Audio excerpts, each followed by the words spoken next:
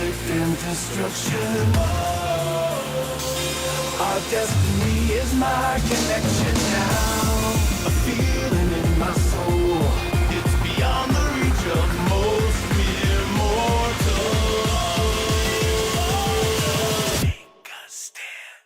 So remember, no surrender. My defining moment. I will stand up, overcome my past, to be different to the end. If it takes forever, no surrender. Now or never, my last stand.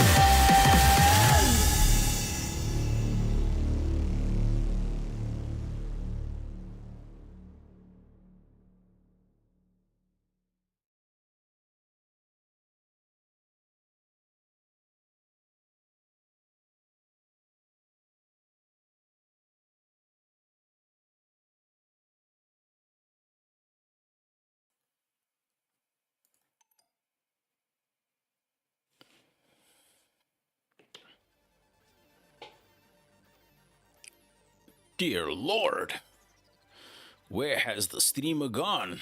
Oh, there he is. Hello, hi, and welcome. This is Another Sits. I am 5.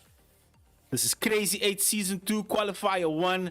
And this evening chat, I have someone that I've wanted to rock the mic with for the longest of times. One of the OGs, one of the pillars of this community. No stranger to running 128 people brackets. My boy, the Cactar Kid. What up, Jono? Yo, what's happening, guys? Thanks so much for having me. 5. My man, man, listen. This has been a long time coming, right? Like this the has been glee delayed. and the joy on my face right now. I don't know if you're watching the stream, but can you see how much I'm smiling right now? See you loud and clear. Like you have no idea. So, I think you asked me. I need to stop vaping on stream. I have a bit of a problem. No, I think you asked me a couple of weeks back, just before you did your first one. You wanted me to do this, and I just did not have the time. New daddy vibes. So it's a pleasure to be here. Finally, get some space in, and lovely, lovely games to be had.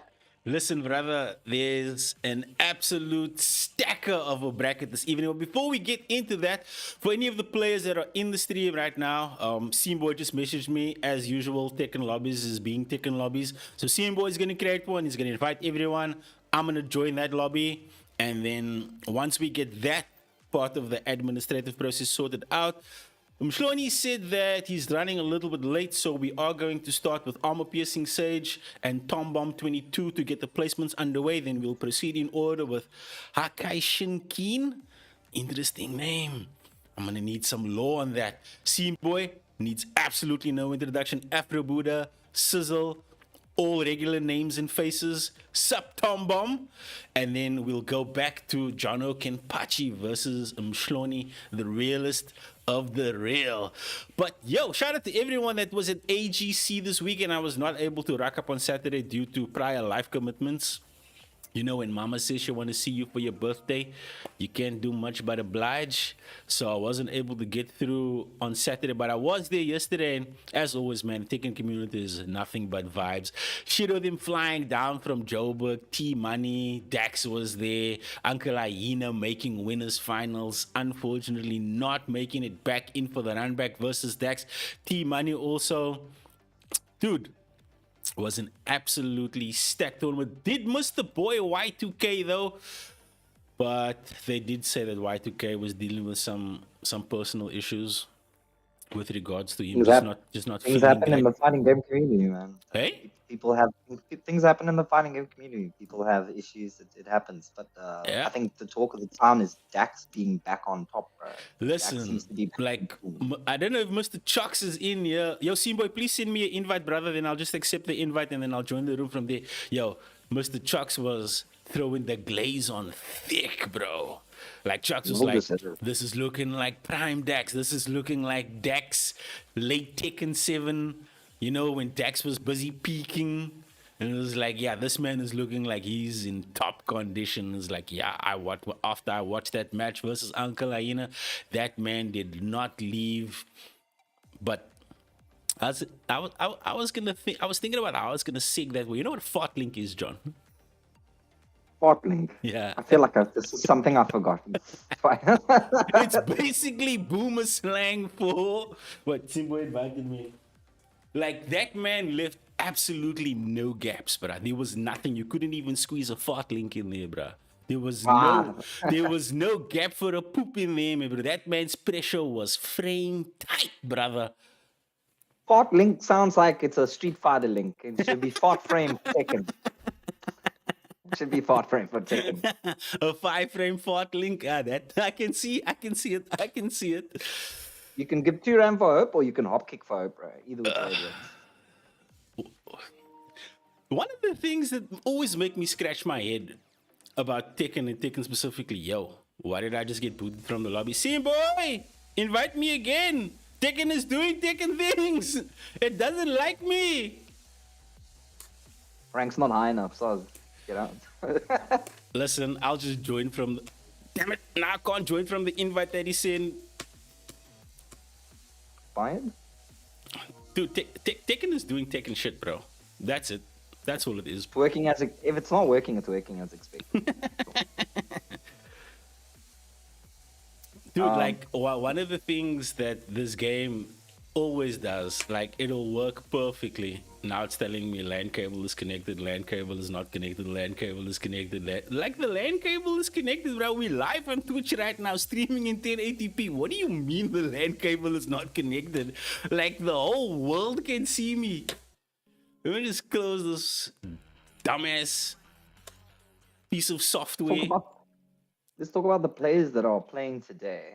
Dude, I don't know Armor Piercing Sage. Did we see him at Golden Letters this year? Yes, no, maybe? I don't remember seeing that name in the bracket. I don't remember seeing Piercing Sage. If he did, Tom Bomb neither. I don't remember seeing Tom Bomb in the bracket at Golden Letters either. That name would have, both of those names would have really stuck problem out with me for now is I'm blurring years of, like, was it this year's Comic Con Cape Town or was it last year's Comic Con Cape Town? Because a lot of these players I know, except for one, Hakim. What was his name? Hakai Shinkeen. Hakai. I'm just gonna say Hakai because I'll get that wrong the entire time. I've never seen the name before, but when I was updating Fight Hub today, I noticed he was up in the bracket. He was about 4 tournaments in already. So I think he's from the Joburg scene. I could be wrong. I could just be talking out of my ass. Hakai is the Leo main, as per CRZY, grinding rank. Tom Bomb is from Joburg. Nitro offline regular. Okay. This is, guys, I don't say this enough, but when it comes to the FGC, we need 1,000 more CRZYs. Because CRZY is just one of those people that he will have the most obscure information about people and players and things and times, and you'll just be like, oh shit, I didn't know CRZY was tapped in like that. And like CRZY shows up to every goddamn FGC thing. Okay, I'm in the room, guys. I'm in the room. Can we get Armor Piercing Stage and Tom Bomb to run the set this evening? Let's get this action underway. I have no idea who these guys played, no idea who their mains are, but I'm partial to some Paul Phoenix and a little bit of Brian. I know you were Steve. You were Steve Stan, you filthy Steve main. After Steve hasn't been good since Tekken 7. So I mean, Tekken 7 Season 2, really, if you really want to be like technical about it. If you really want to go deep, he's never been the same since Tekken 5. So I think I've chosen the right one. Also, that Leo main for Hakai, that's pretty dope because I think that's a character we see, but we don't see too often. Uncle Aina plays a Leo, I believe, if I remember correctly. Yeah, Uncle Aina did play Leo versus Dax yesterday, but wasn't. Man, listen, no disrespect to Uncle Aina. Dax was just clean, bro. Dax was just clean in ways that Dax hasn't been in a long time, and I think everybody got put on notice yesterday.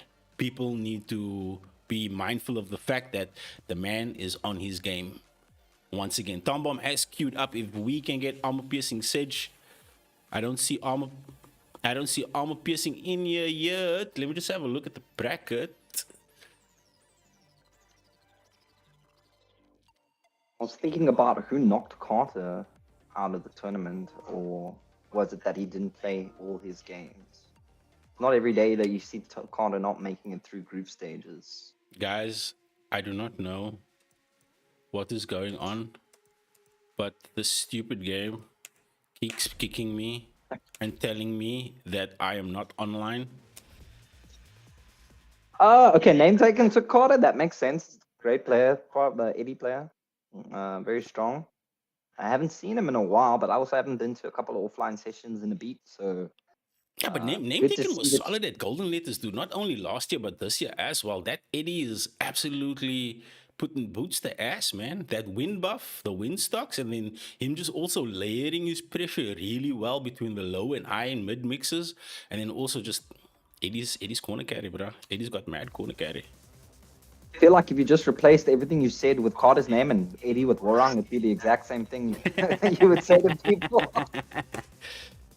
low, low high mix-ups, great wall carry. Simboy, I think it was send just- me just about send on me the line. invite as a belief, my guy. Yes, it does look like it's a PlayStation issue. PSN is being an absolute ass right now. Wait, Simbo, before you send the invite, let me actually just see if I can do something. So I'm gonna put you guys on the starting soon screen. So you guys Yo, can chill Jono there. Kempa too. Haven't seen this man in a while.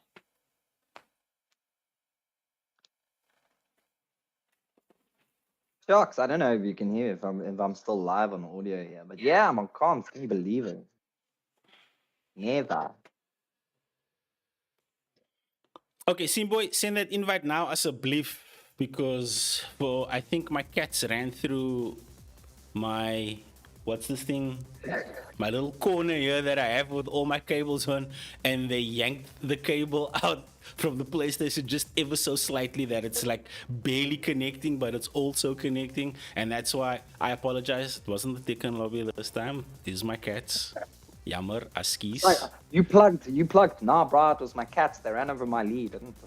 I'm gonna save that one. That you can only use that excuse if you have like at least one light year and a wife. If you can't, then don't work for I you. check out then. That works for me. then. That's some grown ass man excuses right there, bro. You can't use that one if you. But you can't use it against anybody in chat now because the cat's out of the bag.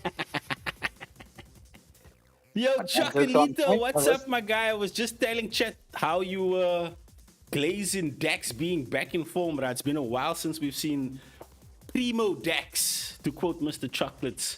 Prime Dax is back in action. Big Mac McFeast. Dax.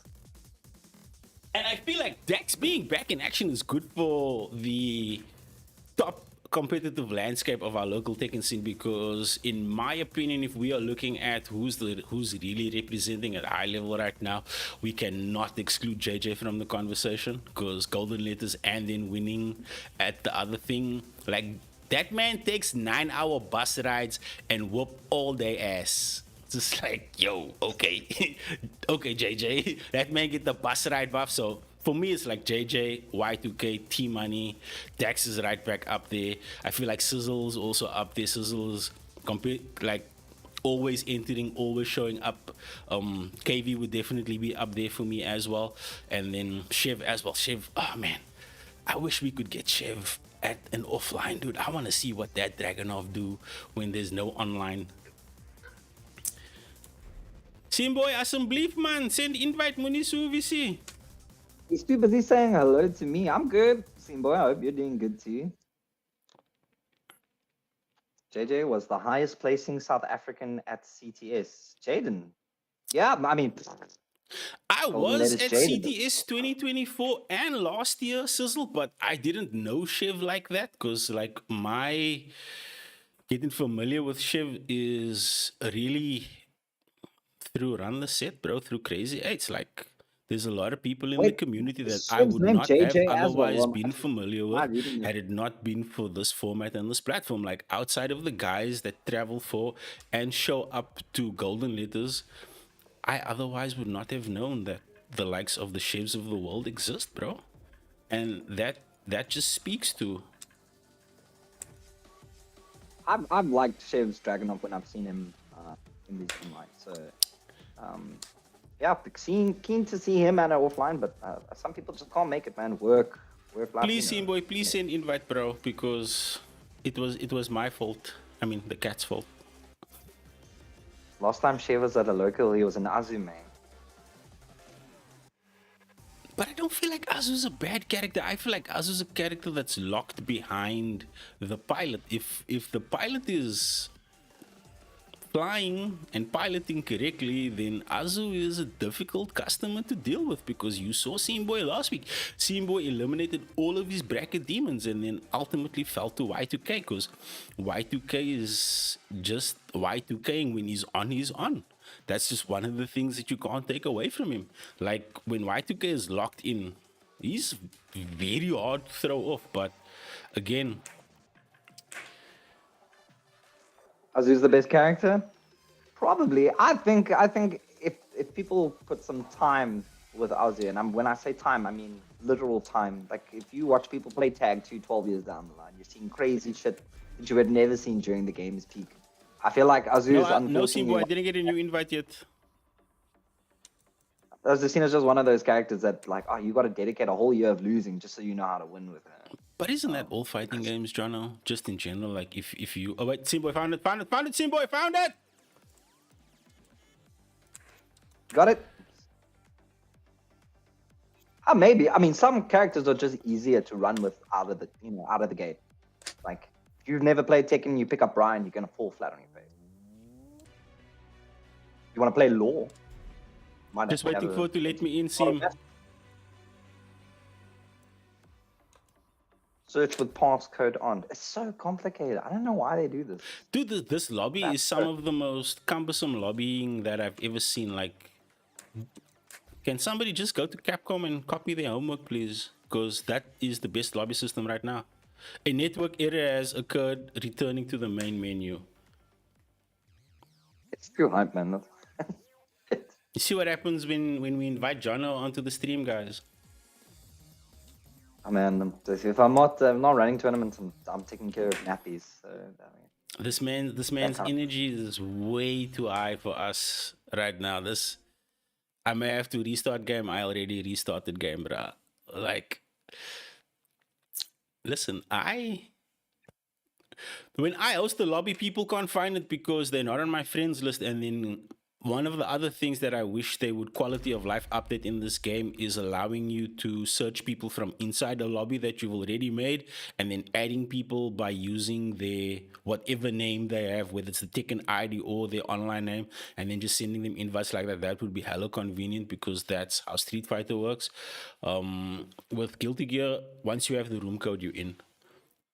Same thing for most Arc System Works games, and that's like the extent of my experience when it comes to modern fighting games.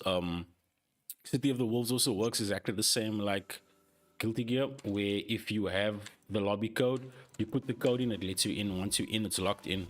But yeah, when Weekend Update says, who is the Jabby of Tekken? I think we've got, unlike Street Fighter, where there's Jabby, at the top. In Tekken, in South Africa specifically, it's not just one player. I mean, you could put Dax there. You could put a placeholder as Dax there. Fits because he's Goliath Gaming as well, and he's got quite a lot of achievements under the belt. But you could put 5 other players there. Here we go, Tom Bomb and Armor Piercing Sage as a belief. If Dax lost to any of the other top 5, we wouldn't be that shocked. You know what I mean? Yeah, Weekend Update. That's your answer. We have many Jabbies in the Tekken scene. I would say, if you wanna say who's the Jabby of Tekken, I'd say there's 5 people that can fill that slot. JJ, Dax, Y2K, Shiv is like right there on Y2K's heels, and then we also can't put. Just look at the top 10 at Fight Hub today. Yeah. Yeah, it Moving on. looks like we are going to get our first match underway. Hope you guys enjoyed all the yapping. Yeah, no, Carter's definitely up there, dude. Like Carter, he gets knocked Carter's out ranked by like number the one right now. weirdest of people that you wouldn't expect, and it's probably people that's not on his radar. And that's why he gets knocked out, because he's not prepped for the matchup. But I feel like once Carter does get locked into those matches and those people, he could probably take them. Yo, shut up, fight up.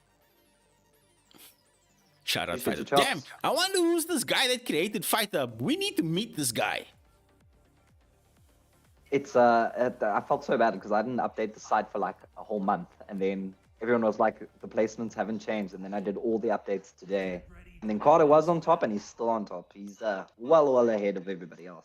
But enough about Carter. Armor piercing Sage, yes, with the Armor King, and Tom Bomb with the Miari Zer. I don't know much about Miari because new Tekken character. The little that Sizzle has divulged about Miari is that she has a lot of fake pressure scenarios, but you don't know that because nobody's really playing Miari like that. But I lab the matchup. Okay, Tom Bomb going right for it. Yeah, Tom Bomb This wasting game doesn't absolutely no time. Oof. delay. Okay, engage. Ooh, what a step, but no confirm that time. Trying to push to the corner, gets the shiny. Little bit of a step. Weird creating- interaction. Ooh, that should be dead. Yep. The bot banned Sizzle for plugging. Sizzle's not a plugger. Sizzle will run the Engage. set all the way to the end, win or lose. Found it interesting that first round. I mean, Tom Bomb went in and he was applying the pressure, and a lot of patience from Armor Piercing Sage giving him that first round. Almost wall to wall. But right now, Armor Piercing Sage just looking to settle into the AK gameplay, and yeah, got a nice bit of damage off, but a lot of white health that's going to be recoverable. We're going downstairs for the first floor break. Oh, no extension off the pickup. Unlucky with the drop. Nice hop kick for Hope. We're going downstairs? Yep. Yes, we are. Okay, what's the pickup? Oh, we go straight into RA. That's not gonna kill. It's gonna bleed a little bit, but not dead. I'm for it. 15 seconds left off the clock.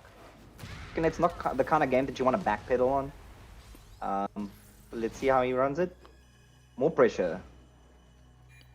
Looking for the close. Oh, what a step and a hop kick. Armor Piercing Sage. Oh. Schmoving like I'm also Jagger. loving the drip. Loving the drip on Armor King as well.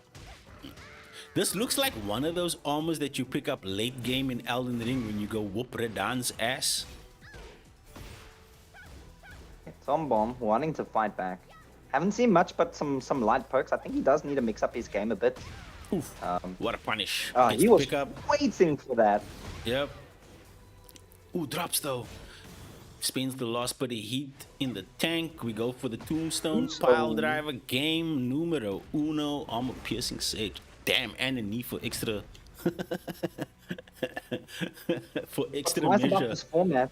What's nice about this format is you can use the group stages. Okay, seeding obviously means a lot, but you can use it to actually do a pre-download. What are we using for Nice to get pre-download, it in. Jono? You can use these playoffs before not the playoffs, the group stages, the seeding stages to kind of download your opponents. Yeah. That's kind of what you want to do. You want to use the placement match to kind of feel out your opponent and what they are doing. And then if you do run into them later in the bracket, you can have a better idea of what it is. But the purpose of the placement match is also just to assert yourself in your game plan, just to make sure that you put yourself in the best position that you can going forward into the bracket, because you know double elim rules. If you start from loser side, you can only lose a game. That just makes things a little bit more difficult for your run. So does Armor Piercing Sage not play? Then is it not 2 games or? That's 2 games. That's game number 1. We're just waiting for Oh, his name is just not Armor Piercing Sage. It's Hitokiri Senen. and he's got the Clive as the label. So Armor King obviously picked up now after the recent release I wonder who is playing in vanilla because neither of those characters were there when the game released. So one of the Cool. things that maybe the guys that grind rank can clear up for me is I know in old Tekken, like if you make God of Destruction, and I'm using a random number here, 6 with one character, what is the lowest level that it then upgrades all your other characters to if you start picking those characters up? Because I know old Tekken used to do that, right? It still does it. I also don't know what it is. But he's got a destruction. Is that I'm so blind? Is that it's got a destruction 1 or 2? Yeah, it's got with, one. God 1. Yep. And then with Fly, I think it was 2. Tom Bomb actually doing a lot better this round. No heat, but he's got the wall. Can he finish it up? Slither! For the low. Like, don't be afraid to go for the low round ender because most people are going to think you're thinking that and they're going to box you want to stay.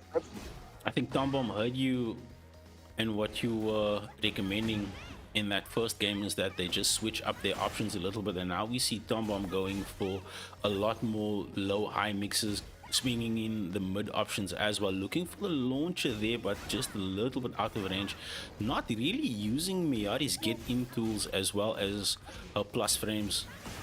Oof, what a launch. Oh, That's the combo though. that's the bottle eventually. Fortunately. Oh. Nice. Okay, let's grab if it's not working. All my testing said to enrage, not going to matter. And now it's looking like a reverse sweep if he can keep up this momentum. Yeah. I like that the first match potentially is not going to be a wash here if Tom Bomb keeps up the momentum that they've built up through the last 2 rounds. Are in heat now, so Armor Piercing Sage needs to be on the lookout because once that button gets pulled, oof. Oh, didn't get the full confirm. Still continues with pressure. It's able to get the grab at the end. A nice Oakley. And again with the sidewalk. Gonna get some hold back from this rage. It was a panic move, so he's got to work for it for the race. He's got no more heat left either. I dig that rage out. I think it's so cool. One of the things that really sticks out for me in all modern fighting games is when you look at the base roster, right? And you look at their rage arts, they look cool, but like the later season characters and the DLCs, like their entire kit and their animations just look way better. And that's I'm pretty sure that Namco's recycling some Naruto animations for. I wouldn't blame them. some- I mean, if you have the assets available, why just reuse the assets in more creative ways? Don't reinvent the wheel if you have something functional. Just like this pressure right now. Yeah, nice break on the multi-grab going into pressure, and now Armor Piercing Sage just blocked that whole barrage, that whole 10-second barrage. Grab, pressure once again. Someone needs to close out this round if he actually wants to have a favorable seed. We're getting that combo now, no combo drops this time. Oh, just a little Just bit to of keep in the delay. rage. Just delaying the get up there. Armor Piercing Sage stepping back, trying to create the space. Nice break on the throw. Gets the heat activation. Clock is counting down.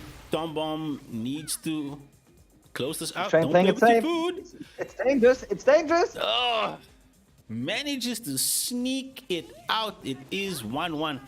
First placement match going the distance, man. I'm not mad about that at all. No, I like the adjustment. I think Tom Bomb says, okay, you know what it was? His drip was way too good, so I have to change my custom. Now Listen. they're on even playing field, and it shows. It shows. Listen, the drip buff is The trip up is real. the drip buff is real, bruh. I've seen people make reverse 3-0s from switching the drip, bruh. I was just like, you know what? I wasn't feeling the Jordans. Let me switch to the Air Force Ones. Let me get that all black Air Force energy. Let me get into dark mode and put some boots to ass. Much like Tom Bomb did towards like the little later bits of that round, just seeming to find the strings that mattered, manages to close that one out, but getting ready to go into game number 3 here for this first placement match. Yo, shout outs to all of you guys. You're so patient. Like, guys are just lumming there, waiting for us to get all the technical cuck sorted out as we go into your third match this evening. Yeah, Scene Boy, don't make fun of my vision. I have great vision. It's just I work, work the whole day.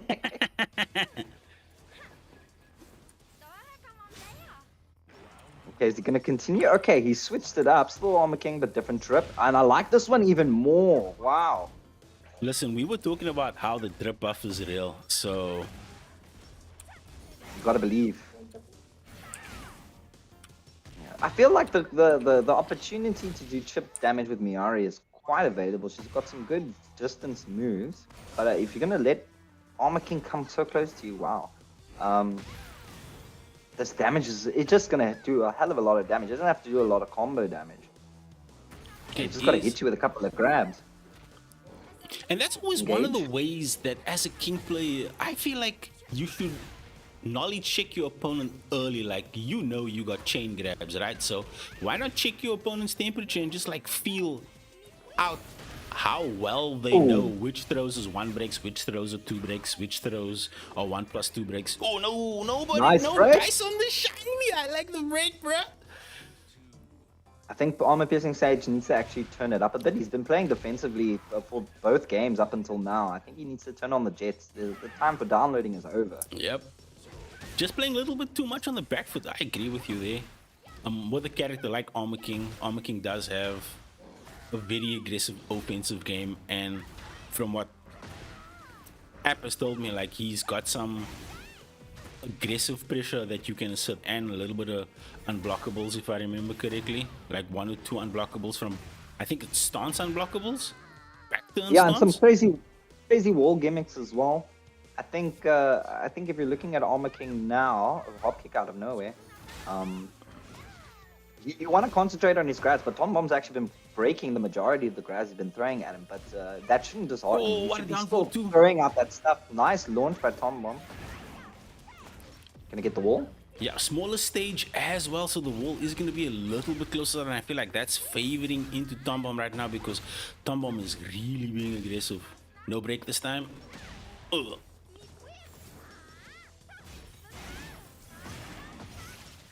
Yeah, well, maybe a bit too patient by Armor Piercing Sage. Tom Bomb looking to close it out. Final round for him.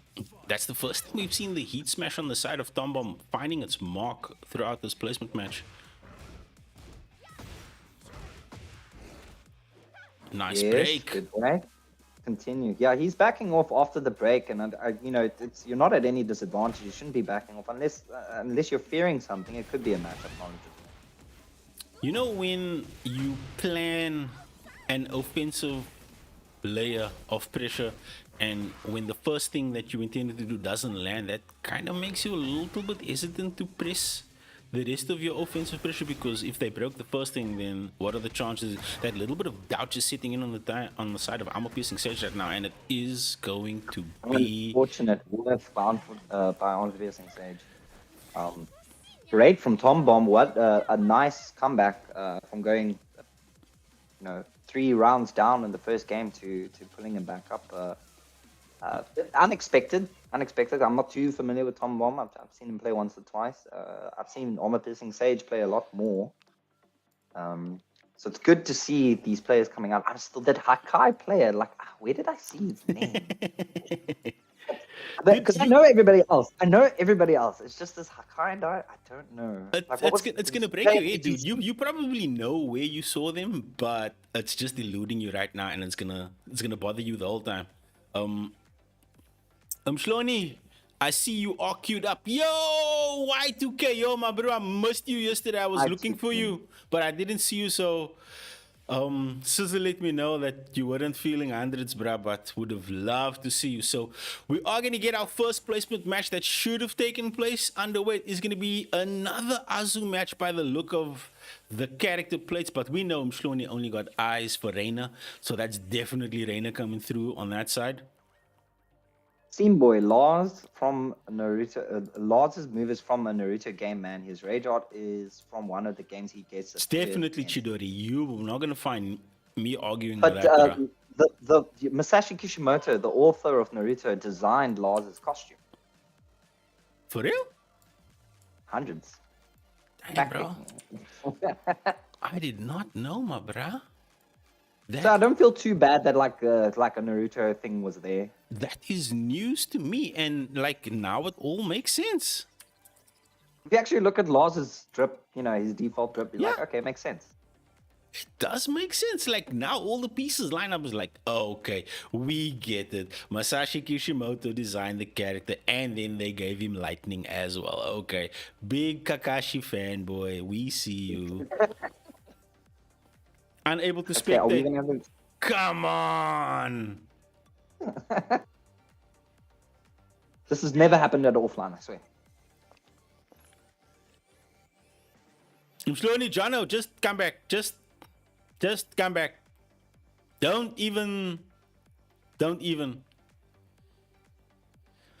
Yo, Bro. Y2K, did you Just guys odd. drive back home? Because I know Shiro and Villainous, they said they flew down. I know who won the thing at Nitro Playground. Shit, I can't remember because I know the winner also got flown down. But I No, know, that's not Carter. No, no. hey. I thought it was Carter, but I'm just so used to saying Carter won because that's what happens most of the time. I'm actually just thinking of Fight Club now. Nitro Playground. Let's see who won. TI and Dripco are still on the road. Shit. What time did they leave, Sizzle? Did they like leave They didn't. today? Sizzle, you gotta stop showing the Joburg guys where all the fun spots are in Cape Town. That's why they don't make it home on time, bruh. How can T and Dripku still be on the road, bro? Carter did win Nitro. Yes, he did. Yeah, he did. They left 7 a.m. Shit. They took a wrong turn, bro. They're in the city now. They took a short left doing some sightseeing by way of Bloemfontein. It's so cool to see the Joburg players travel and they Dude, do it. I was time thinking and time about that, again. Jono. I was legit thinking about that on the drive home. I left the office and I was thinking to myself, like, you know, nah, whenever there's anything Tekken related, the Joburg guys, doesn't matter if they drive down, if they fly down, even JJ, even if they take the bus to get there. But you know what an insane amount of love you must have for something to be willing to inconvenience yourself to that degree, win or lose. Hungry for games, man. Cape Town eats quite well as far as tournaments are concerned. We've got a good offline scene, local sessions. We have offline tournaments at most conventions and big stuff like AGC and Comic Con and stuff like that. But Comic Con is coming to Joburg, and you never know. Maybe there is Tekken at Comic Con Africa in Joburg. That Wink, would wink. be gas because like as far as the cons go, we know that Golden Letters has been the biggest draw card when it comes to Tekken at a Comic Con. So I don't know, man. It would be nice to see if the, you know, let's put it out into the universe here and say, you know what, to Who knows? Maybe something is already in the works. Who knows? Who knows, right? Who? I don't know, man. You guys gotta let us know. Like the Joburg guys are like super tapped in with everything that is happening Tekken wise. If it's not Nitro Playground, they know if it's at your house, if it's at my house, if the guys are rocking up for something else. Like, dude, one thing I do love about this community is that they really show up for this game, dude. And also, shout out to UGC for keeping it down in the Listen, Joburg Mr. scene. Production, Jugs, the whole squad. Shout out to all them boys. Like the first time I was ever allowed to cast on anything outside of what I do was at Cosmic Conqueror, bruh, for Street Fighter 5. They just away 5. So it's like, yo, what's up? Do you Wanna do the thing? You wanna rock the mic? I was like, what? This is born for this, bro. This is what I do. Comic Con was Jono, I got kicked out of spectating your match again. Tekken lobbies, doing Tekken lobby things this evening, guys. So I am going to suggest that you guys play your match. I'm going to leave the lobby and then come back again, and hopefully we can resynchronize properly because I like seeing the fast forward thing that happens when you join a lobby late and you're just catching up. that's So I'll try also to a quality commentate of that little life change that fast we forward really need in modern Tekken, because I don't think they had it in Tekken 7 there where you could join after the matches start. I think the only games that currently have that is Street Fighter 6 and Grand Blue Versus. Doesn't have what? The only modern fighting games that I'm aware of that have spectating after a match has already started, it's Street Fighter 6 and Grand Blue Versus, and I think DNF Duel. Yo, DNF duel. When last did I hear about that game? Holy shit! Like it really fell off the radar. Like it didn't really. What was that, That tune was game? because What was that Nickelodeon. You Nickelodeon think it's Smash? 1-1? All good, all good. Let me see if we can spectate the last match, because yes. Randy said something's come up and I need to run off. Looks like I won't be able to play tonight. Bro, no, I was actually waiting for your match, bro. Like I never see you play, dude. I mean, I hardly see you play, and I don't think I've seen you play much Tekken 8. John and Mshloni, please finish your set. It won't let me spectate, bro. The game is just saying no. This is like not These much. things happen, bro. Not things happen. much I can do about that. So if Afro is unable to play, is there anybody in the audience here that wants to run the set against Sizzle? Because we do have Hakai Shinkin versus Scene Boy after this. Sizzle's like, fuck, Y2K's in the chat. Fuck.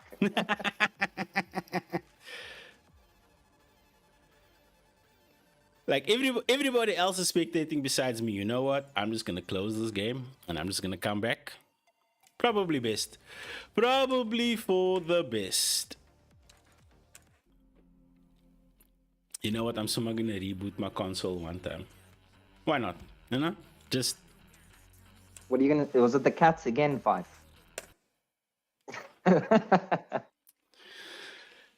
I don't know what it is, but whatever it is, it's working on my nerves.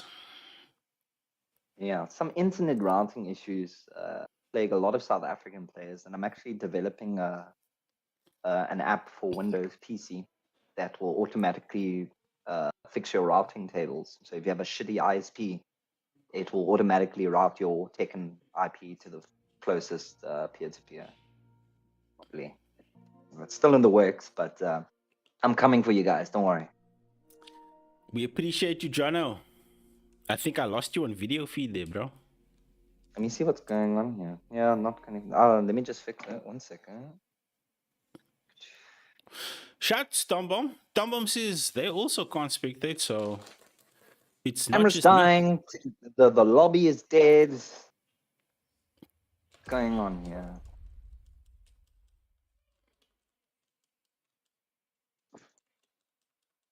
Do you need me to send you that Honestly. video link again, Jono? No, I mean it's picking up my camera audio, but my camera is not picking up. Let me just switch to my shitty integrated camera, and then I'll switch back to my other camera.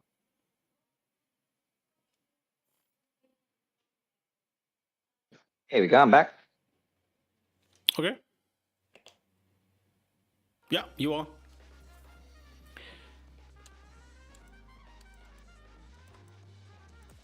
Yeah, the Tekken 8 music was also grown on, except for I hated that shit. Any Reino players, take your pick, Promised Monarch, King Vegeta, Mshloni, to name a few. Fix this cam. Mshloni 1, appreciate you, Scene Boy. Trying to join the lobby again. Okay, I'm on this side. I'm on this side.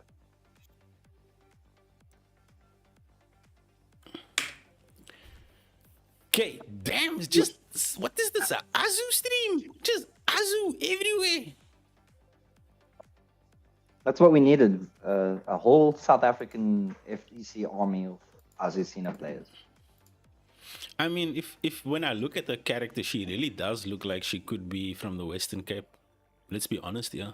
Azucena looks like she's colored, bruh. She's just like from some area of the Cape Flats, just had a really tough upbringing, had to learn the martial arts to survive.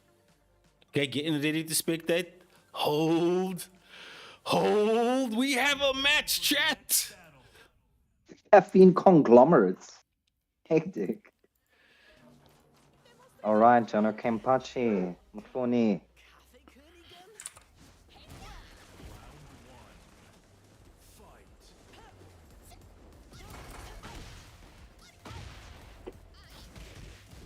Luffy mix in. Dude, CRZY's got some of the dopest customs in the game, bro. I really like CRZY's Despicable Me custom. That shit is gas. This one is looking like, what's that dude from Tokyo Ghoul? I was gonna say, it looks like an anime reference of an anime. No, this is Tokyo Ghoul, bro. The gray didn't watch. hair, the mask. This is some Tokyo Ghoul shit. Tokyo Ghoul and join us in chat. What it do? Running two, it's still pretty good. Nice launch, gonna make the wall, gets flat. There's the drop. There Yeah, we no, go. that's- Kaneki Ken, thank you so much, Tombom. Yo, did we get a confirm on who wants to throw hands versus Sizzle? Don't know. Look, Like, if there's anybody in chat that wants to run the set this evening, holla at your boy. I can put you in. I am the coach. okay. Okay, so we evened out now. Nice low parry. Think we're gonna make the same mistake twice. No, he actually gets it this time. Still has that heat. Oh, the backswing blow. That is the CRZY special. He's really good at just making that small amount of space that's needed so that he can actually get the Yep. move in without getting clipped. But Hakai Shin now with the Leo pressure at the corner. The mix is being laid on thick. Yep. Okay. If This no is one the wants bro to that go, I yo, don't- Killer One, do me a favor, please. Just message me on Discord. Exclamation Discord.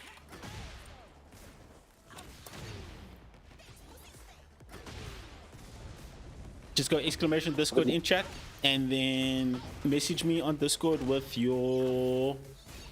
Oh wait, I can't do that. The tournament has already started. I can't put you in now. Shit. Okay, you'll just play under Afro Buddha's name. I see if I can rename you. Single can rename it elimination. No, afterwards. Jono, this is only placements, dude. This is warm-ups. This is determining whether you go into the losers or winners bracket. So you going into the losers bracket. So you got one more match, bro. Double Elam. always have to remind myself when you say Jono, you're not talking to me. Askis Cactar Kid. No, Askis. this is why I left that other King of Iron Fist Tekken group. I just couldn't handle the tags the whole time. Trying to call Kenpachi, not This world is not big enough for two Jonos. But it is big enough for a boot to the face. CRZY game number 1. Styling on him. Round say 3-2, but I kind of thought that the pressure was all on CRZY's side. He looked quite comfortable all the way through. Yeah. And the rounds that Hakai had taken, it looks more like it was a desperate attempt. CRZY see how he can definitely level up. dictated the pace of the match. You could definitely see that CRZY was having his way in terms of just asserting himself as well as the pressure and the mix. And then also just like you said, just creating the optimal amount of space for the backswing blow. And CRZY hasn't even really tapped into the other mix that he has, because CRZY is one of those players that the longer the set goes, that's how many layers of the onion that he has. He constantly has things that he can peel back and reintroduce in ways that you might not be expecting or ready for. But we are going into your next match. He's definitely playing with no respect. And I think, yeah, Hakai needs to do stuff like that, where he's making CRZY thinking, okay, he's going to go for the hot kick and he's pushing him low. He's got to make him actually fear it so he can second guess himself. But there's no respect here. He's just going for it. And he gets the wall break. He's going to get the second wall break. Yep. It is. Then we Like go all clockwork. the way downstairs. Could potentially break another piece of glass here. Oh, misses the confirm at the wall. Hakai trying to create an opening, but the power crush. Damn. No break on the throw. Smell the cooch. Engage. It's a tiny bit of life game. He's going to have to finish it out here. Dude, Leo does have damage though. Let's not count Leo out in the damage department. I would have done the Is it same gonna be thing, but enough? it's a... No, it's not. It's going to be a last Oki situation, I think.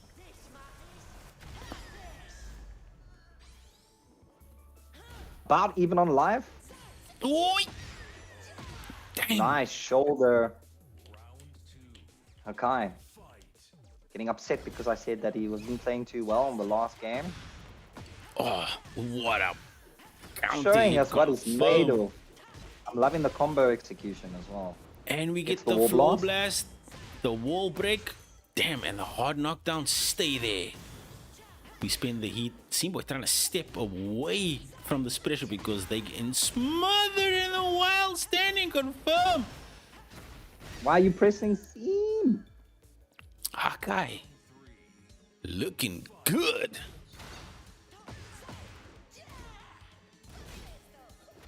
Seems like he's getting stronger and stronger. Can he keep up the momentum there? Killer One, you are in. I gotcha. Oh, kill one, let's go. Amazing player. Exclamation AFGC if you want to tap in with us. We are in the African fighting game communities. There's the CPT Tekken, there's the King of Iron Fist, and then there's a host of other groups if you do dabble in more than one. If you're a practitioner of many arts, we've got Well, groups. this might actually be it. Yeah, it's dead. He's low enough on health for the flick to do the thing. A flick of destiny. Look at the flick of the wrist. Look at the flick of the wrist. Coffee conglomerates, let's go. It's a little bit too late for caffeine, Azu. I'm gonna be up all night if I take any more Got the caffeine. key charge. Well timed and spaced. Akai now tipping away with that white health. Yeah, now he's Stack not. pressure. Oof, nice interrupt. Swing. One. Swing is working out great for him. Akai is now playing a lot more intelligently. But he's getting caught going into that The stances. Yeah. Damn, SceneBoy bringing it back 2-2. This was looking like a Hakai keen game, but SceneBoy making the adjustments where necessary, and that backswing blow, just the perfect in-betweener. Nice. Ducking under the power crush. Damn, what a dodge by SceneBoy. Just moving around, but Hakai also with the movement right now. Activation on the heat, on heat. Damn, the heat smash connected. This is going back and forth. Oh my gosh, and it's going And the for the pickup. float for a full combo. GG shake my hand. No adjustment at the wall, but we don't need to because SceneBoy does not block on wake up. That is going to be Hakai. Finishing his play. Game Well number done. one. Yep, very, very important. You don't come into the tournament hungry and then leave food on the table when it's time to clean your plate, man. This one going down to the wire as well. Should have done the spike ender. No idea what that is. I'm going to find out where I've seen this Hakai Shinkin play. I mean, Maybe you are the keeper of all records, so statistically, I'm the record keeper. yeah, statistically speaking, you would have the data available. Let me just see if I can spell his name. H-A-I-K. Go there. Shouts for Phil Harmony ended in chat. Big Jono shout. Oh my gosh, Phil for Harmony, one of the best players in the country. Dude, you should have seen her run, bruh. You should have seen her run. That Nina and that Zafina, definitely not something to be played with. Yo, I'm gonna need the lore behind why Azu and Leo don't like each other. Is that a thing? I have no idea about any of the Tekken 8 stuff. Yo, like, isn't Leo from Tekken 7 or Tekken 6? Tekken 6. Yeah, so how would Azu then form part of her story? They'll just slot them in. It's Tekken story. It's not supposed to make sense. Also true. Dean Boy getting it a round up. Oh, nice downfall Final to start. leading It's the set. pickup all the way to the wall. Nice launch. I'm really enjoying Hakai's execution. Yep. And takes the 50% damage clean, piling on the pressure of the heat smash. 1-2 touches could close this out. Just needs to be mindful that Boy is a lover of back blow. Perfect game. 7 golden letters. Boy said, "No, we're not having another repeat of that show. I done seen season 1. I'm here for season 2. Ooh, we're doing the grabs now. Big Great up forward launch. three. It's gonna make it to the wall, possibly a blast as well. Nice break on the throw. Oh wait, there's no blast on that one. Damn, Oh, with the perfect right right back. back. Like, you got perfects, I got perfects too.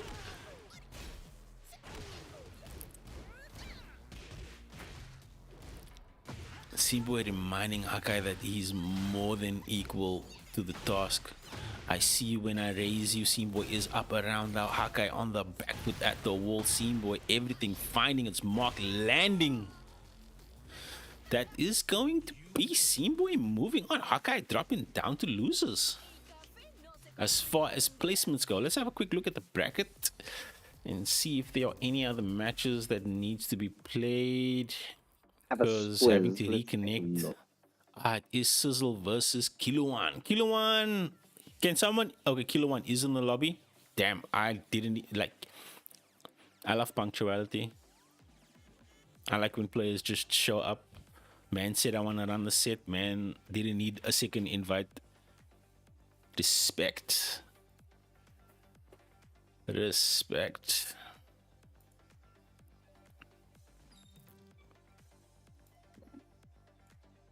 They're on opposite teams. Oh, it's like the good person, bad person thing. So, yeah, that kind of explains it. So in Tekken 8, everyone just randomly decided which team they were going to be on. It's never supposed to make sense. It's never. The only people who really matter really is the Mishima storyline, and then a few odds and ends like who kind of have like something to say, and then everyone else is pretty much cameos. So we need them to do something in the story. Justice for Geese. Justice for Geese. I want Geese back. I wouldn't like him. The amount of power he had. I like him. In my opinion, he's probably the best Tekken 7 character. Yeah. I was saying this to one of my other homies that as far as guest characters is concerned, like Tekken 7 did Geese Howard the most justice that he's ever been done out in any game. Same with Mai in Street Fighter 6. SNK have never made Mai as good as Capcom has made Mai in Street Fighter 6. Amazing. Damn. What production could do. Oof, kill one. Not really facing up to the CRZY pressure yet. Yeah, CRZY is relentless with the dynamic entries as well as the scrapers. I call it the wimpy CRZY. I respect it. Nah, I'm gonna start calling it that. Just hold on. And if he's Afrikaans, it's a wimpy CRZY. A wimpy CRZY. Sorry, I had to include a third commentator for a bit. Fresh from the griddle. Oh yeah, when you heat, that shit is confirmed. But CRZY with the get off me. Gotta be careful. There's something known as the BAP rage. Gotta be careful for that BAP rage, Kilu. What a low parry and the up forward 3. But no, we don't finish our food.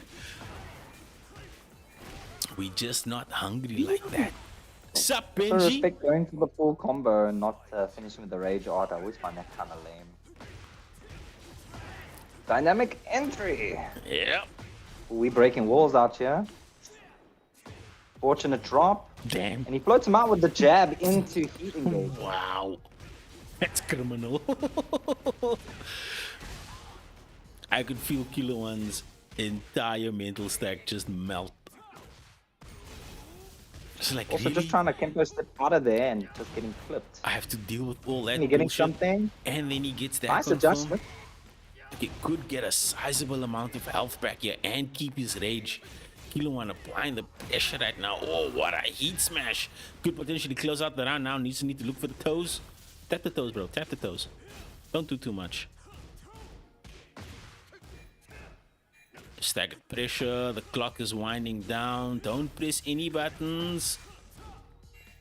Is a small opportunity and window to do what you need to do. Oh, unlucky. This is going to be CRZY taking game number one. That came down to the wire, and I think CRZY just taking advantage of the fact that Kilo One was on the back foot and really didn't want to risk getting counter hit there. Just getting smothered. It just took a while, I think, to warm up to the game. And, you know, when CRZY starts playing, he's relentless from the get-go. Yeah.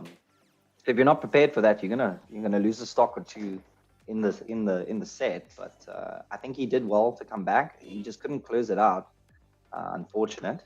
Yeah. And he had rage with half life after that white health recovery. Just could have popped the rage because CRZY was just mashing.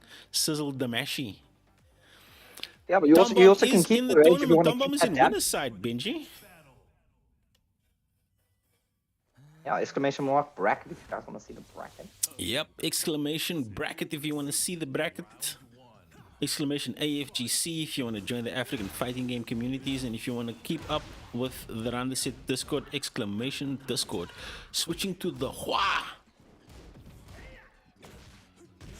Got Can to on respect the it. Hua? Yeah, CRZY definitely has a lot of experience with Warang. Yeah. Plays a lot of Sandripku. Okay. And I think he scraps with Carter quite a bit as well. Plenty of times, yeah. 4-4-3 to break the floor. Hunting Hawk to finish it off. 4-4-3 again. Keep the pressure. Yup. In smash. What a And back to to finish it off. Kill one is in the house. Warang pick was never a bad decision. Can I get a just frame skyrocket? Please? When you learn to do it and you're like, cool, I can finally do it, and then you realize, oh shit, I have to do it when it counts. That's the hard part. That's one of the things of playing Warang that you just like, okay, I devoted so much time to that, and now I actually can't get the mileage out of it. Oh, but drop on the combo after we break the floor. CRZY looking for the heat smash.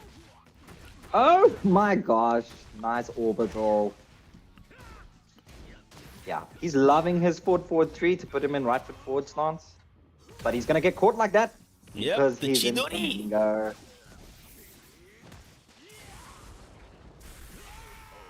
Getting Terry Bogarted.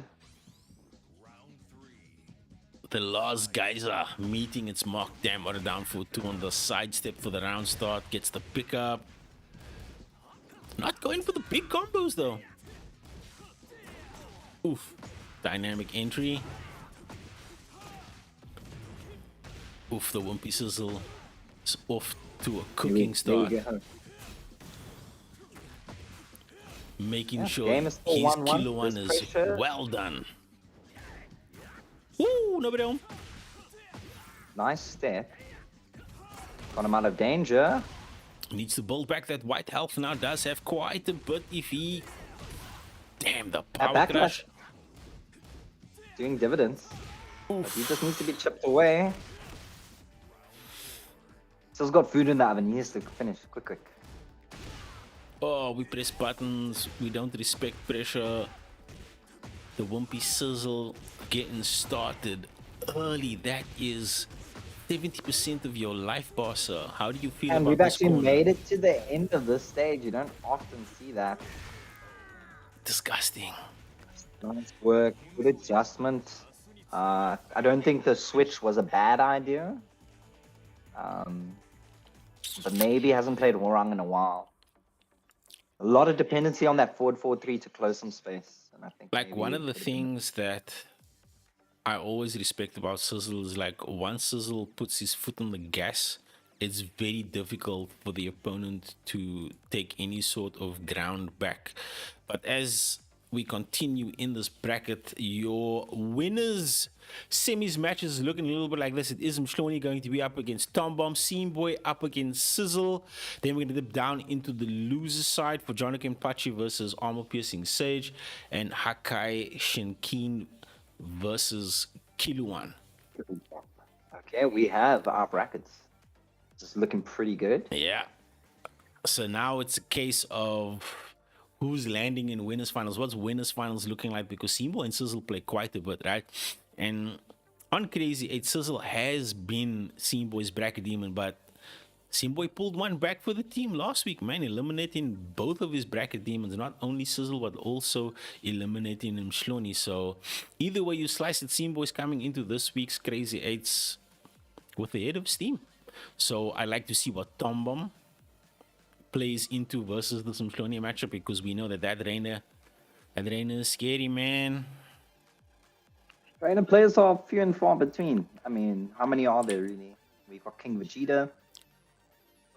I think it's KV and Mshloni that are on my radar as far as like top upper crust Reina players.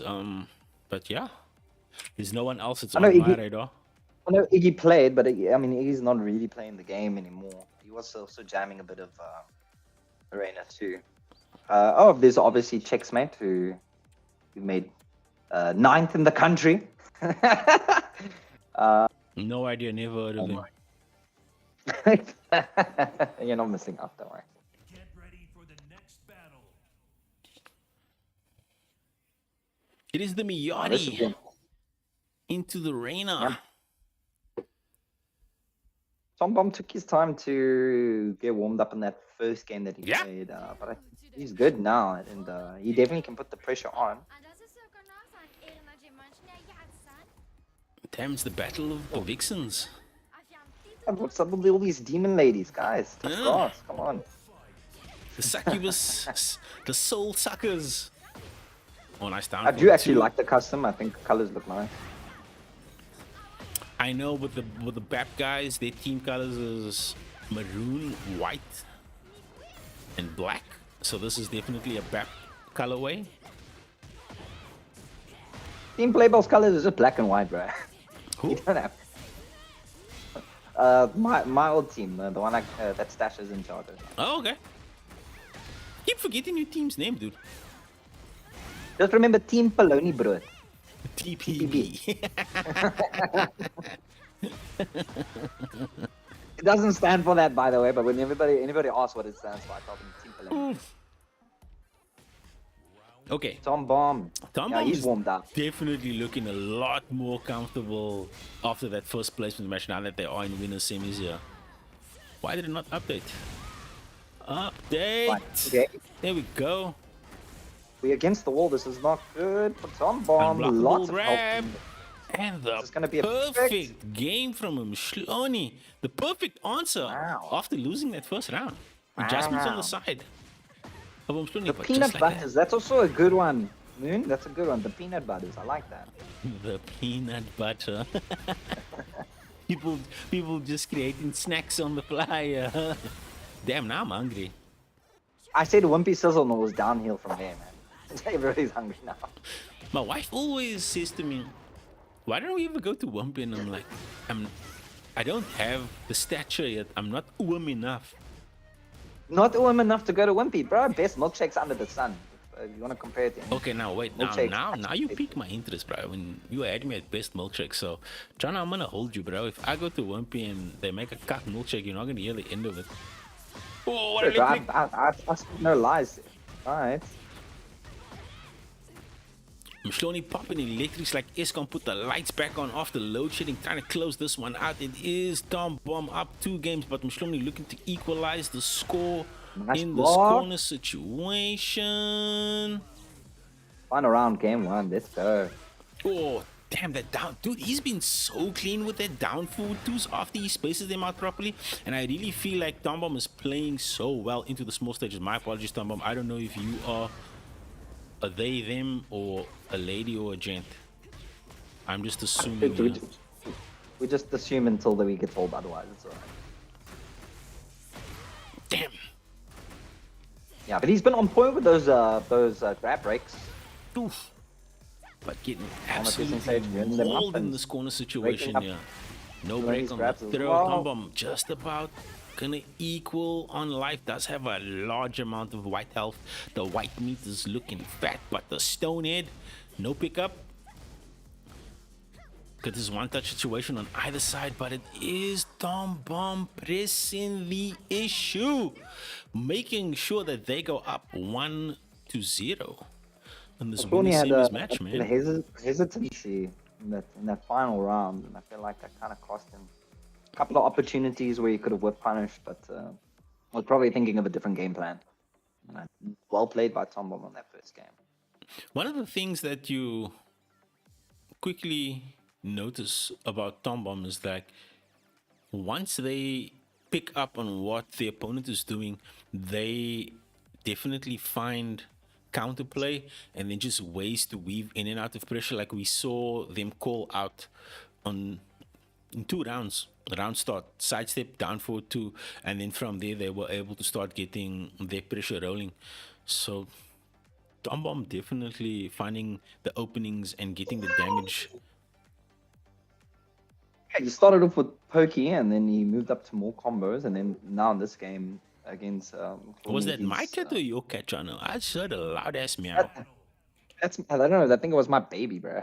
Was it your lighty? Damn, my bad. Oh, now we're here with the 8's cosplay. I respect it. One of my favorite games. Chano, have you played Nier No, Automata? the answer's no. No, what have you played? No. Come on, Unless you were gonna Chano. mention something like prior to 2006, I probably haven't played it. Damn. Oof. Okay, battle the silver hairs here. Okay. Nice adjustment. I'm watching the delayed stream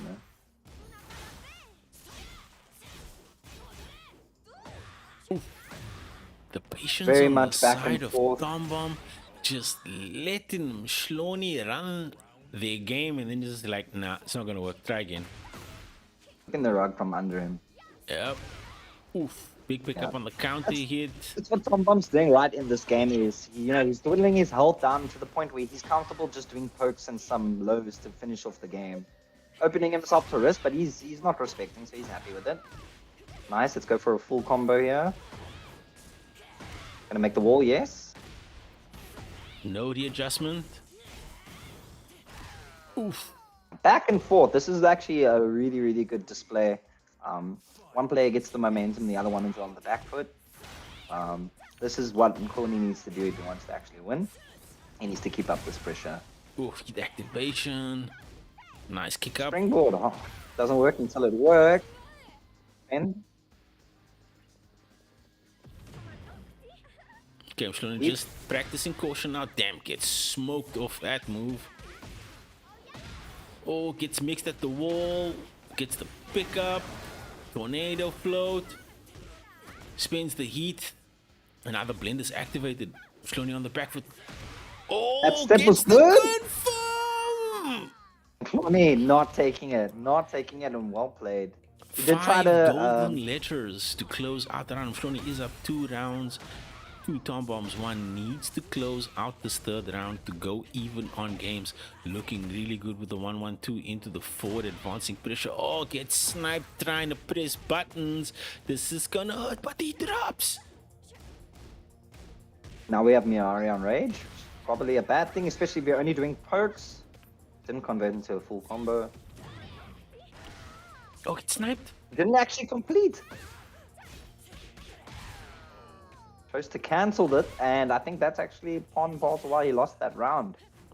So A it's one game apiece. apiece. See if I can shout out to chat here and let's see what's going on here. Let's go to Timothy. A lot of fans for Timothy out there.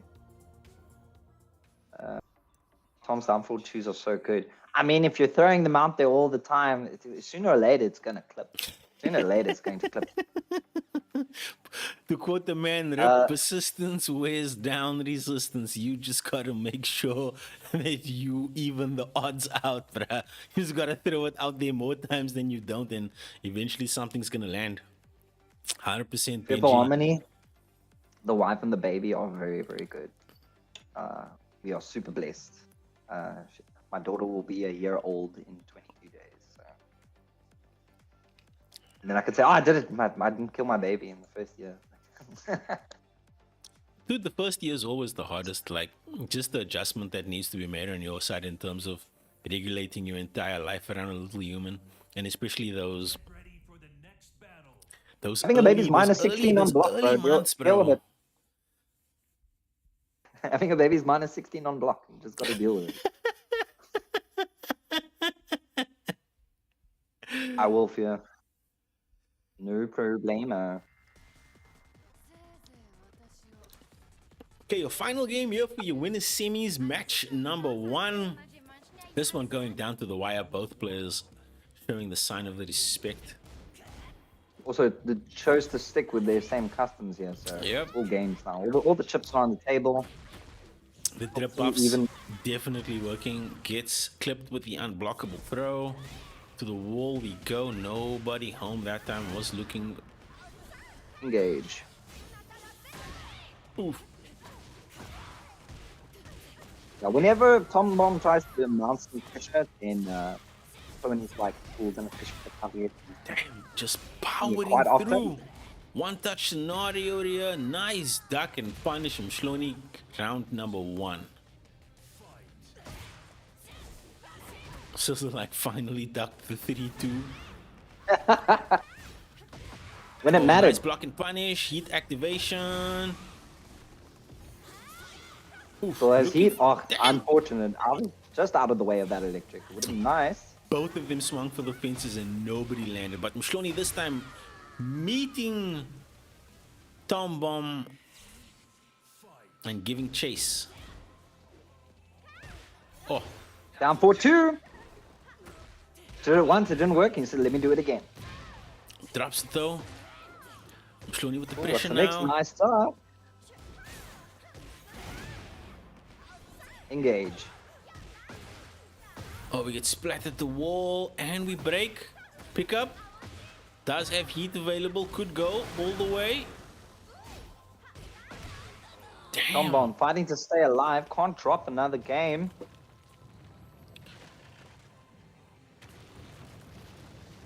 Fighting for the tournament life here is Tom Bomb. We go all the way downstairs into the hidden chambers. Nice power crash to finish it off. Knew he was gonna press. Oof, Cool. Nice overheads. overhead.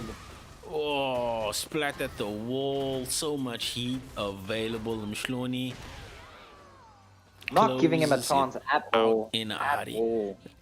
Dominant round from Mshloni though. App don't come to play. They come to play.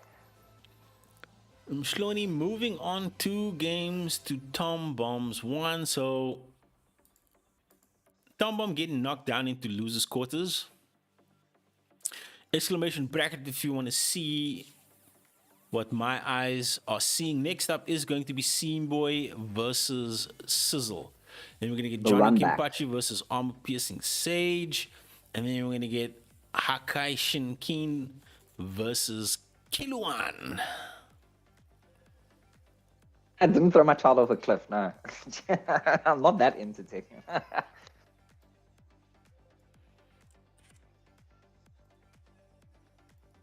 Believe me, as WVEX.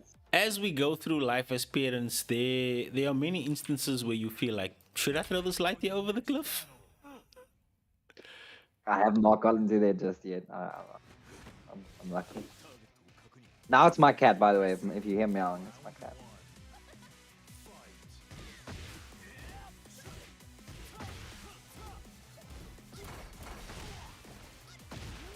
Power Crush trying to reset the balance, put the game back into neutral. Good launch from a great whiff. Nice by Seamboy. What Full was the combo. thing about Seamboy and this despicable me? Cause Oh, is that what? yeah, it's a minion, bro. I can't accept all these customs. Some of these need licenses, bro. They're not. This is not for me. Like the creativity is insane, bro. Like somebody needs to host a Tekken 8 fashion show. Well, I always say if you lose your game and you had like a crazy custom, then you spend too much time in customs and then labbing. So. Yep. Let's Probably hope. should have spent more time For in the his sake. lab instead of Yeah, labbing let's hope for his customs. sake. That yellow top took probably 30 minutes to pick the color. We could have probably looked at a couple of laws combos. You know what I'm saying? Yep. Just going to the lab and practice punishes. How do I stop dynamic entry? Oof. Gets clipped. Okay. Boy is in the lead and he is winning in the set as well. Last chance saloon. Good low stomp. Always go for the low. Don't fear it. Go for it. Trying to dance their way into game number 1 here. Scene Boy looking to snipe out this forward advancing movement from CRZY here. Looking, but not so. Oof. I was just about to say CRZY not looking like he's pressing buttons, and what do you know? CRZY pressed buttons. Decent chunk of damage. That's 50, 60, 70% damage. Oh, got the pick up on the float, but why am I even opening my mouth? Scene Boy obviously knows what he's doing. I should just shut my trap. 3 rounds straight. I'd own all of these minions. My Hachi is despicable. Listen, your R-Box, exclamation AFGC if you want to come in here and back that up. Hello, Bubba. Likes my headphones. Someone activated the baby mix, and now she's here. Minus 16 on block. You just gotta hold it, bro. You just gotta hold it. I got the mother buff. It's all good. Dude, I miss when my kids were that small. Like, when they're that small, you feel like, yeah, this kid is all over me. I need a break. And then when they get older, you're just like, you know, I miss when you were smaller. Me? No, the babies, bro. Yeah, no, you talking to. CRZY now with the Next Miyari ball. switch. Yeah, I think maybe inspired by Thomas. Is that a Dark Magician Girl custom? Yep. All right. Now that I can rock with. Yeah, that's up to my speed. Yeah. We'll jump into into what? We'll jump into what? It's actually a strat. Dark Magician Girl, I'm loving it. CRZY now trying to put the pressure, backswing blow, working out in Team Boy's favor. Yo, Just to some keep up of with the this pressure. details in this costume is really piquing my interest. See, now they're both cursed if they didn't do the matchup thing. You know what I mean? They've been too busy doing this garbage. Oof. Oh, what a step by CRZY gets the pickup. Oh, doesn't get the full confirm on the wall. CRZY Really good escaping take from CRZY. what could have been. Backswing blow once again. Damn, what a Team step. Boy does that to reset it into. Whoa! That backswing blow, Team Boy does it to reset the neutral. He doesn't like the pressure, get off me, and then he approaches. Like a combo drop.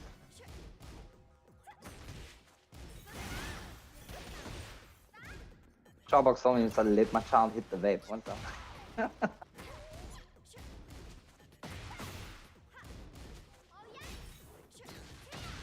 This isn't Nice. finding his groove now. The Also Vampy is interrupting the sizzling. backswing blow. Oof.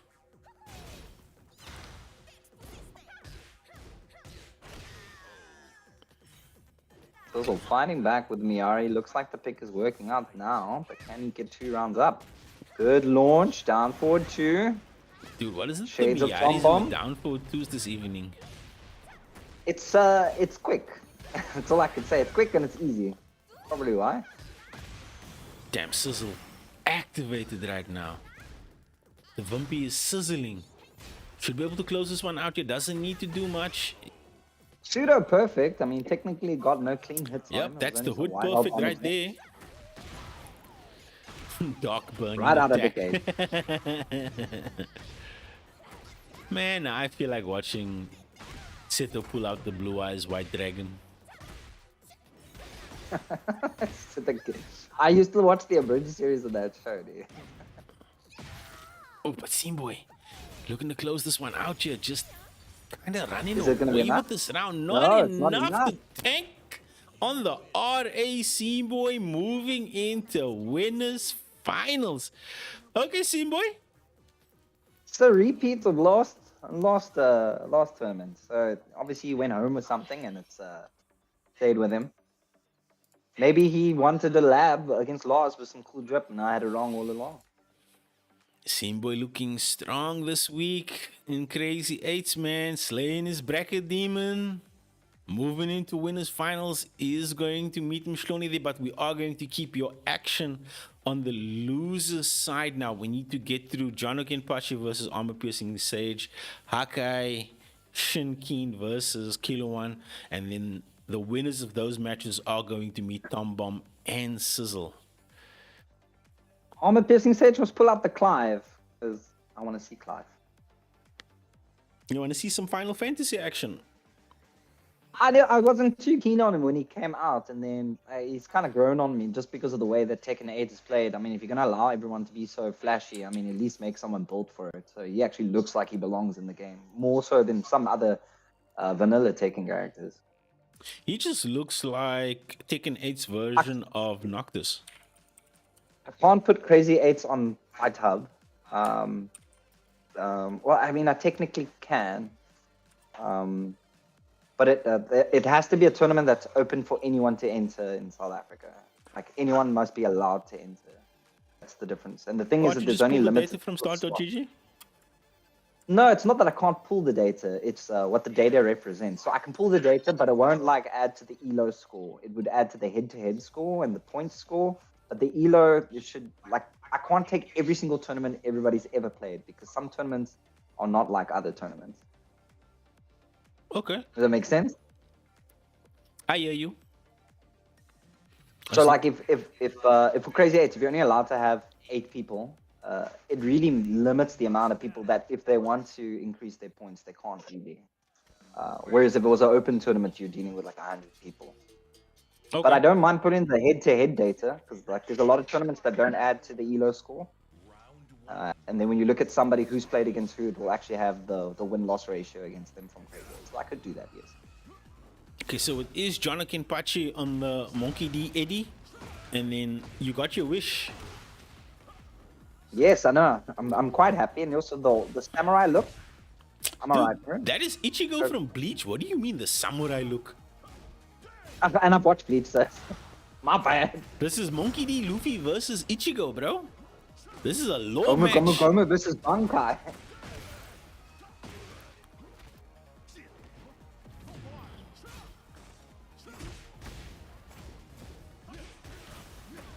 Oof.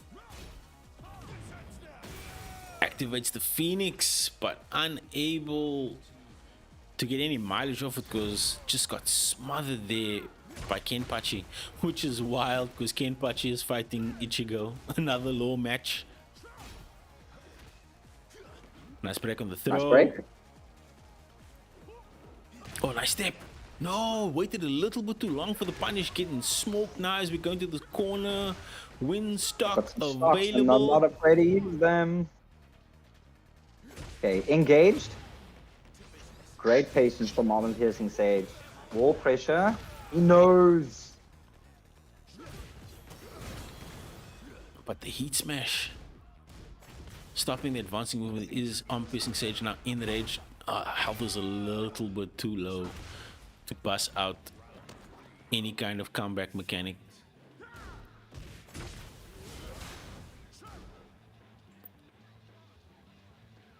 Okay, guys, taking their time. They know. Okay, because Clive's got good range moves.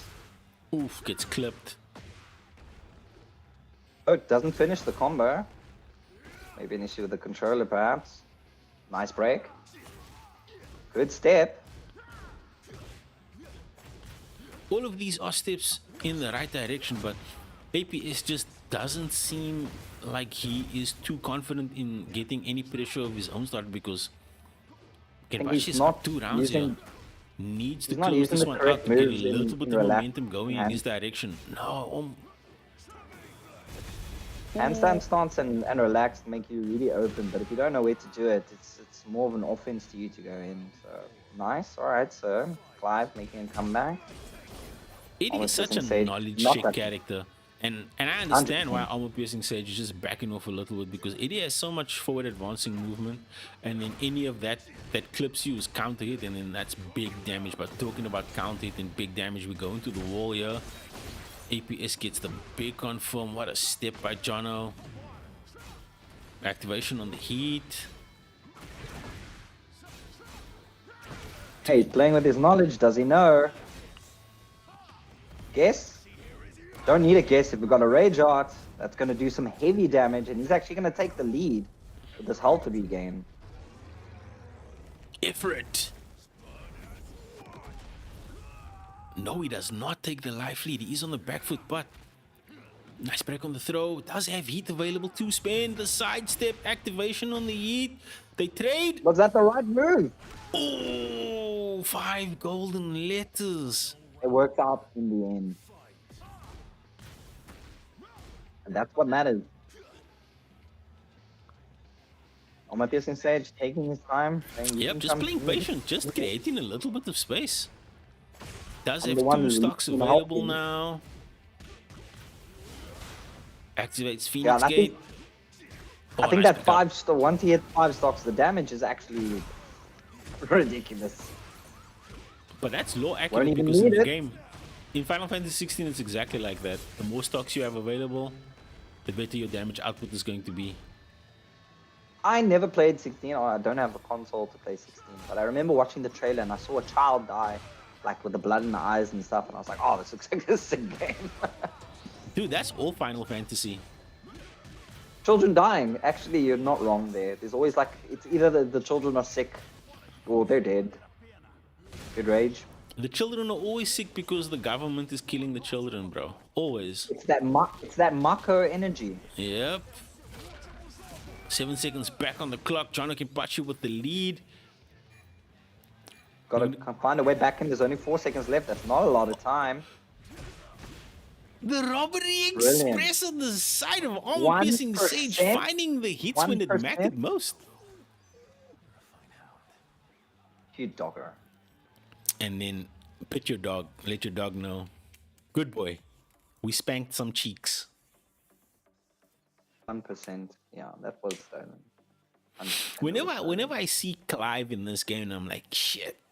I need to play I need to finish Final Fantasy 16. And when I start playing Final Fantasy 16, I'm like, this is poor man's Devil May Cry. They were like, He played for the plot. He played JRPGs for the plot. who doesn't? JRPGs have some of the greatest plot in the. Listen, Yeah, that's what I mean. Like, I wouldn't care if it's a poor man's Devil May Cry. like the story and the cinematics absolutely carry that game. Absolutely, like you can see that Square Enix was scared of leaning too hard into the Devil May Cry aspect of it, so they like gave you just enough to make you feel like there's something more, but then you never ever got the more. You just like always were scratching. Okay, cool. This is how the pressure loops. This is how the combo system works, and then there's the icons. I'm not much of an active battle fan. I like turn-based. That's just what I was used to. Because I like to eat food while I play games. So. Active battle for Final Fantasy VII Remake Rebirth, absolutely, but more traditional Yeah, more traditional RPGs, definitely. Oh, we got a Dante custom, Dante versus Luffy. I ain't mad at that. Like that's one of the These guys reasons are why doing I a lot liked of- Expedition 33 so much, because they blended the old school and the new school in ways that we haven't seen before, and like I don't understand why people were hating on that game. I think it's just. I think it was more to do with. They said it was an indie studio that came together and did it, and like it clearly wasn't indie money because of how that game looked. They did have quite a sizable investment from Kepler Interactive, but the majority of the people that worked on that game, it was the first game that they'd ever worked on, and a lot of the devs that coded that game like were learning in real time off YouTube tutorials. So there's there's something to be said about the dev team that built that game, dude. Either Like, that, there's one guy on that team that like just like carried everybody. yeah, that's the guy that was the former head at Ubisoft, the game director. What's his name? Gulam Brosh. Now. What a rage art! Should be dead. Yep. Oh yeah. Coffee conglomerate. Oof. 5 gold minutes.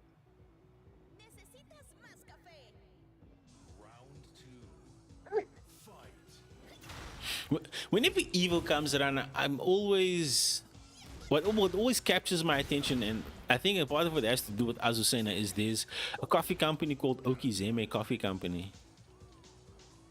Oh, really? Yeah, I think that's such a dope in name. America. Like, if you a fighting game player and you start a coffee company, Okizeme is like the most god tier of names that you could pick for a coffee company. Okay, Zima Coffee. You can Google it, bro. It exists. It's real. Nice break. Everyone's rocking the Luffy custom. Dude, Luffy inspires generations, my guy. I don't know. I've watched 25 episodes of One Piece. How many? And I said 25. If you have to tell me, oh, but it gets good at episode 400, there's a problem with the anime, bro. No, there's not. It means you have an attention span problem. No, it's been 25 episodes and it's like, oh, it gets good. No, man, like I gotta Dude, waste so much you time for it to get barely good. scratched the surface of anything cool and relevant in One Piece. I watched all the Naruto, I watched all the Shippuden, I watched all like 800 episodes of Pokemon, I've watched hundreds and hundreds of 25 episode animes and they are fine with 25 episodes. I get it. Some people are just like Messi fans, they, One Piece is God. But I can't do it. I can't sacrifice 100 episodes for it to get good. So the Fairy Tail, I dropped that shit. I think it just got so quickly and kind of done. Nah, Fairy Tail.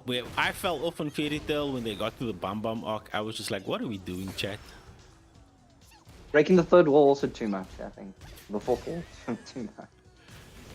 The Netflix show inspired you to finally watch One Piece. What? Like, you know what, Sizzle? If the Netflix show got you to watch the anime, then kudos to them for doing that, bruh, because I will not watch. No, I will not watch the Netflix adaptation of One Piece. Don't be such a purist. You're just trying to get me into it and he's like, no, you must suffer like everyone else to get into it.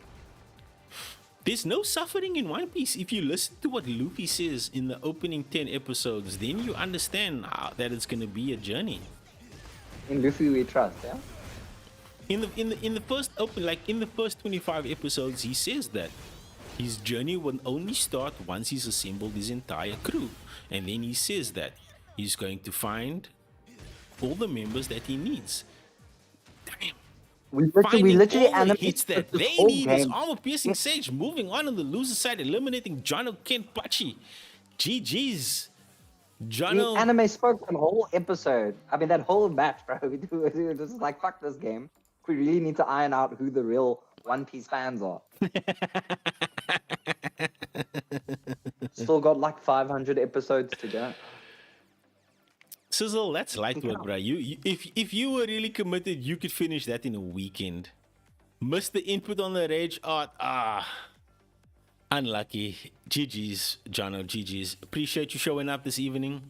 Shout outs to the Combo Love it. Party homies. Carter representing for the Combo Party this weekend at AGC, winning Nitro Playground last weekend.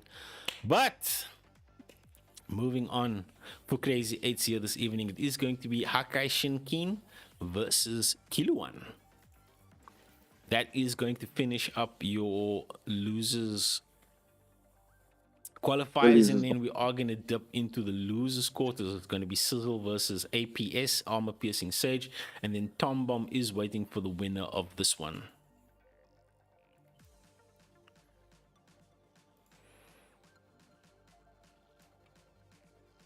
That's too cute. That is too cute. I will never be mad. I'm gonna be mad.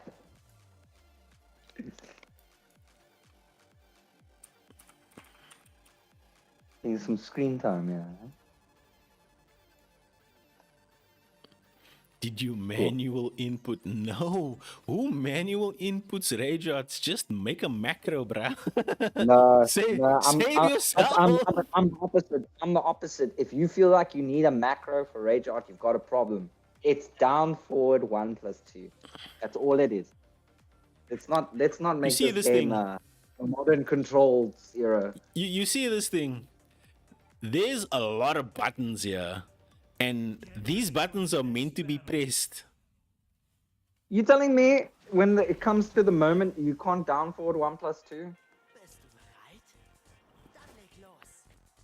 No, why must I down for 1+2 when I can just press a button? You know, tell you why. Because Steve Sonic Fang used to be down forward 1+2, and Rage Arc used to be 1+2. Then in Tekken 8, they switched it. And in the first month of that game, you know how much times I wanted to Sonic Fang and I just ended up Rage Arcing into the ether. Ooh. No, I never thought there should have been a Rage button. In 7, I didn't like it. I don't like Rage Arc to begin with. I think making it easier is just good. Exactly.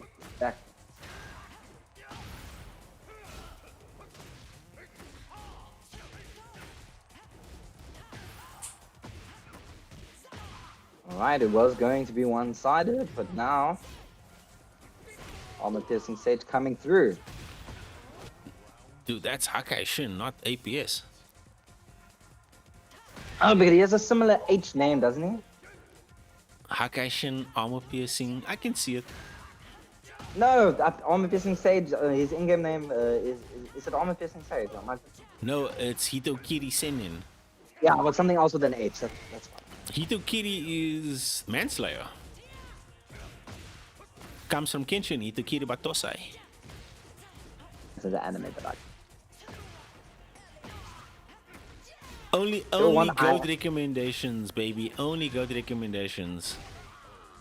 Oof. Hakai Shin. I was hoping to see the thing again from Kill One after he switched. It's not working out for him. Nice hop kick for Hope. Gets to the wall. Full combo. What's the Oki? No Oki Sword for coming you. a mile away. Low patty that shit. Quickly use the time to get the charge. Staggered The pressure pressure is now. illegal. From Hakai Ken Kaneki. Damn! Game number 1. Kai Hakai taking notes of Shin. him. Dude, two of the players that are standing out for me this evening that are looking better and better as the evening goes on is Hakai and Tombom. Like, the longer they play, the more comfortable they get, the more you are seeing them start to dig deeper into the bag. The Leo ultimate flowchart. I don't know, guys. I don't know what a Leo flowchart looks like. The Leo players are... That was some uncanny layer pressure. Like just continuously loop that offense was interesting. It's not something I actually see very often from layer players. Perhaps he feels like Kill1 doesn't know the matchup and is not going to punish him when he goes low or high, but seems to be working out for him. But I feel like that's the general consensus around Tekken 8, right? If you don't have matchup knowledge versus a certain character, then the correct OS is to just run your game. Is his game to loop those strings over and over? Because I would never want to play against that. Hakai Shin also placed 9th at Nitro. And that's the first ever listing I have for him. So not doing too badly under the circumstances, and definitely not doing badly at all at this tournament. Kill1 now coming back with the 7 golden letters. Okay. Someone out here Is man making a gonna win the whole statement. trick? Golden letter rules don't apply here, guys, but it's nice to see. He would need one more golden letter to automatically win. Yeah, the great is still possible at the end of the day. You don't want to actually have to get your opponent down to that level as well, with you down at that. Take the game. Hakai Shin reversing the Relentless. pressure right now. Taking a bit too much time to go into those stances to get his game with, and I think Kill1 needs to, try to work with some more forward offense, frontward neutral offense. I really Wow, like that Kilo1's clip. movement right now. Kilo1 is stepping really, really well, but just getting sniped out. Oh, That's it. Now using that sweep at the right distance is the correct call. that's Some little OT guaranteed. damage. Spent. Neutral. One touch situation. Great block. Akai's actually brought his health. I was just about to say brought his health back with that white health advantage that he had going for him. But kill one now, turning up the jets. Kilo One needs one more if they want to stay alive in this CRZY bracket tonight. This is 1-1. A lot of these matches either being completely one-sided or going the distance, man. And this one is one of the ones that is going the distance.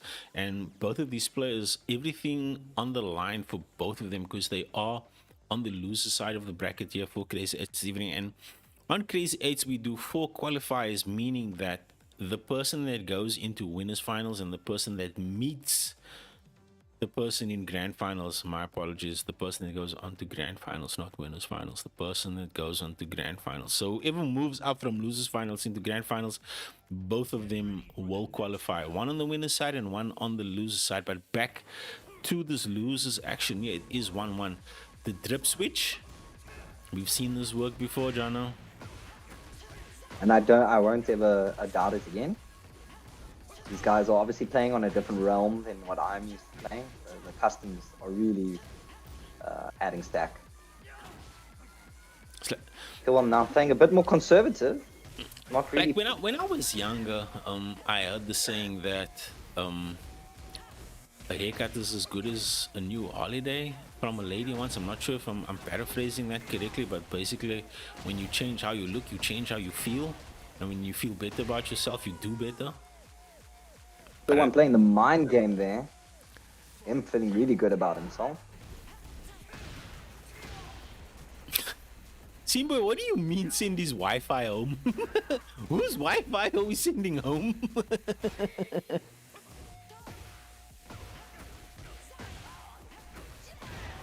I'm trying to focus on the game, but that crow that keeps on following Leo it's a bit distracting. Like he's cheering him on. I don't know. Once again, I'm the kind of pressure into it. I like the crow, bruh.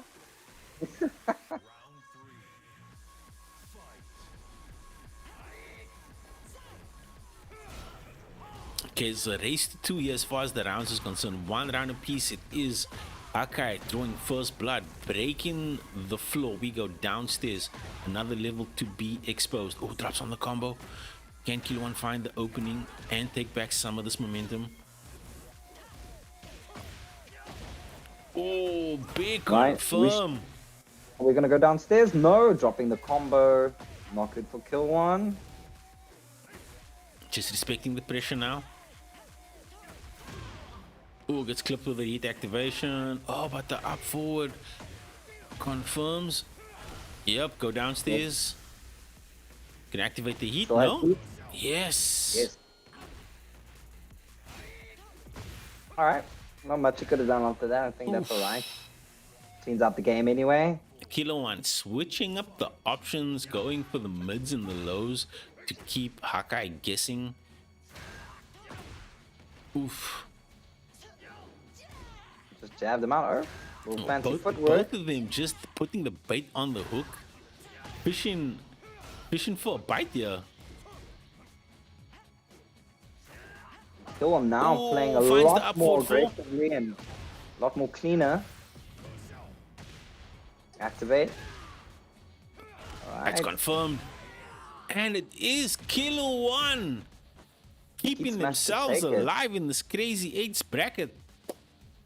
Jeez, Hakai. Kilo One, you should have stuck with the thing earlier. That's what I was thinking, because you didn't do too bad. You only lost a round in the first game, and then you switched and it didn't work out for you. And I think sticking to the thing was a good idea.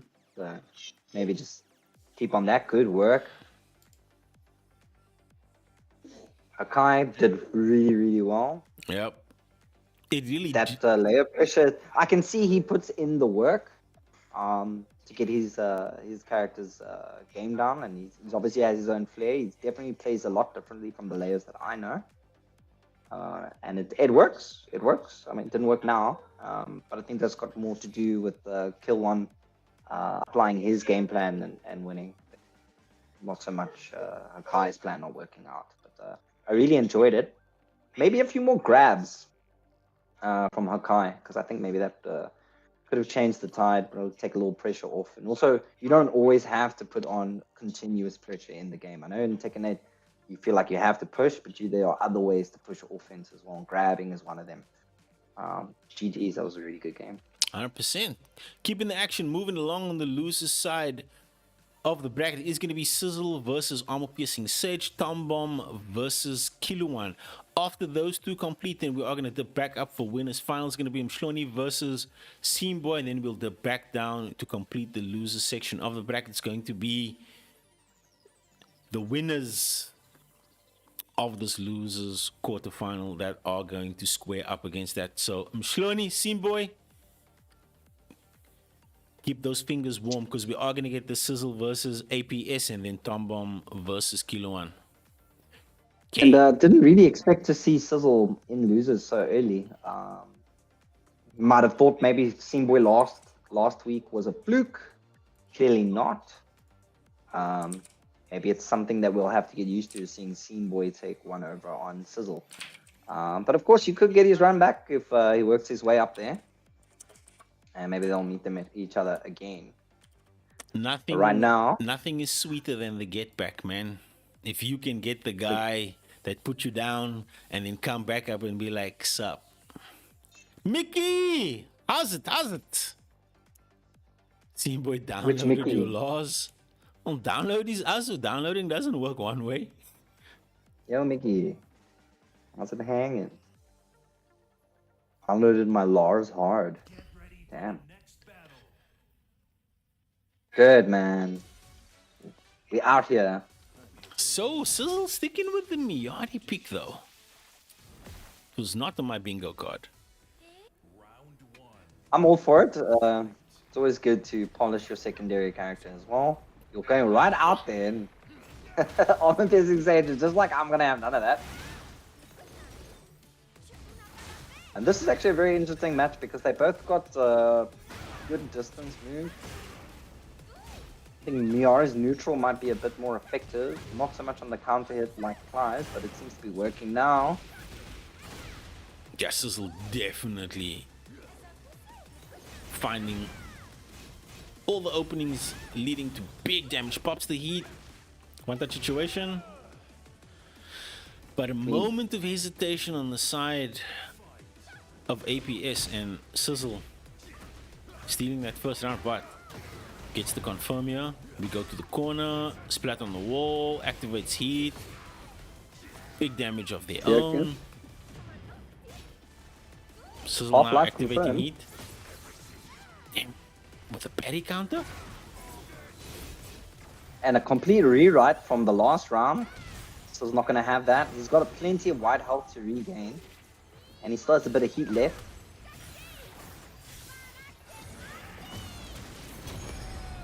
Damn.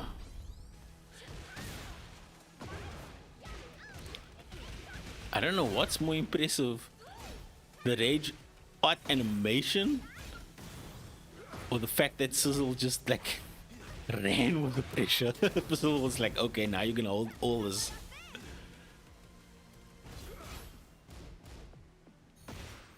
CRZY looking to put another round on the board here. Sidestep, confirm, launch by 8's. Before we go, keep it simple. Yep. Yeah. I mean, it's very little. He probably could have finished with something off a white chance. Just do the range. Just always go for the optimal punishment. Don't do anything that is unnecessary. You don't need to go for the fancy stuff. You get the confirm at the wall, go for the optimal BNB that confirms the kill so that you get to fight another round. Armor Piercing said already half his life is gone. What do you mean half his life? Almost all his life. He's like at the last 10%. When I started that sentence, his life was at half. Damn, CRZY just like that, taking a round back as if APS did not just do all that. Listen, Buddha, we thought he was gonna run the laws, and then after Seamboy convinced him to have a change of heart, so we get in the Miyari. Or maybe he just likes the Miyari better into the Clive matchup. Could be. Clive is a character that can fight from deceptive ranges, and Miyari is a character as well that she can play from that mid-range area, and she can do the hyper rushdown shenanigans as well. So it might just be a counter pick. And CRZY, game number 1. Impressive. I think it's also, if I know I'm going to play Scene Boy down the line again, I'm not going to play Lars. Definitely sizzling. The Vimpy CRZY. The grills are fired up, chat. I think if he's going to play Scene Boy down the line, he's going to warm up his Miyari and then try his luck with Miyari instead. And then maybe if Miyari doesn't work, he'll just switch back to the Lars and hope the mix-up will work in his favor. But CRZY, on a mission, out of losers. Something that has also been just living in my head for the last few days is like, when you see players make a character switch in a tournament setting, right? I'm not always sure if waiting until, if it's a first to 2 or first to 3, that you wait until you are 2 games down before you switch. Like, if you lose the first game, switch, because then you have a game to adjust and then another game to actually then sort of try and make the comeback, because now you're 2 games down already, and then you switch to your next character, then you're like, okay, now you have to warm up. It's a mentality thing. Because most of the time, if you're going to go ahead and choose your secondary character on the last game, it means my primary character is not doing it. You kind of lose hope with your character, and then you lost chance saloon your secondary. But I agree, if you want to do it smart, and you feel like you got some games to play around with, switch as early as possible, get that data, and then make an informed decision. Oof, making all the right decisions is Armor Piercing Sage netted themselves some nice damage, but just like that CRZY activation on the heat, getting the white meat back just outside of almost a full bar. Probably gonna pop the heat. Yep. Man, the matchup knowledge just evading. Armor Piercing Sage now has Rage. He waited patiently to get that lost a lot of health while waiting for it. So is it going to be worth it? There's 8 seconds left on the clock. Ooh. Nothing left to do.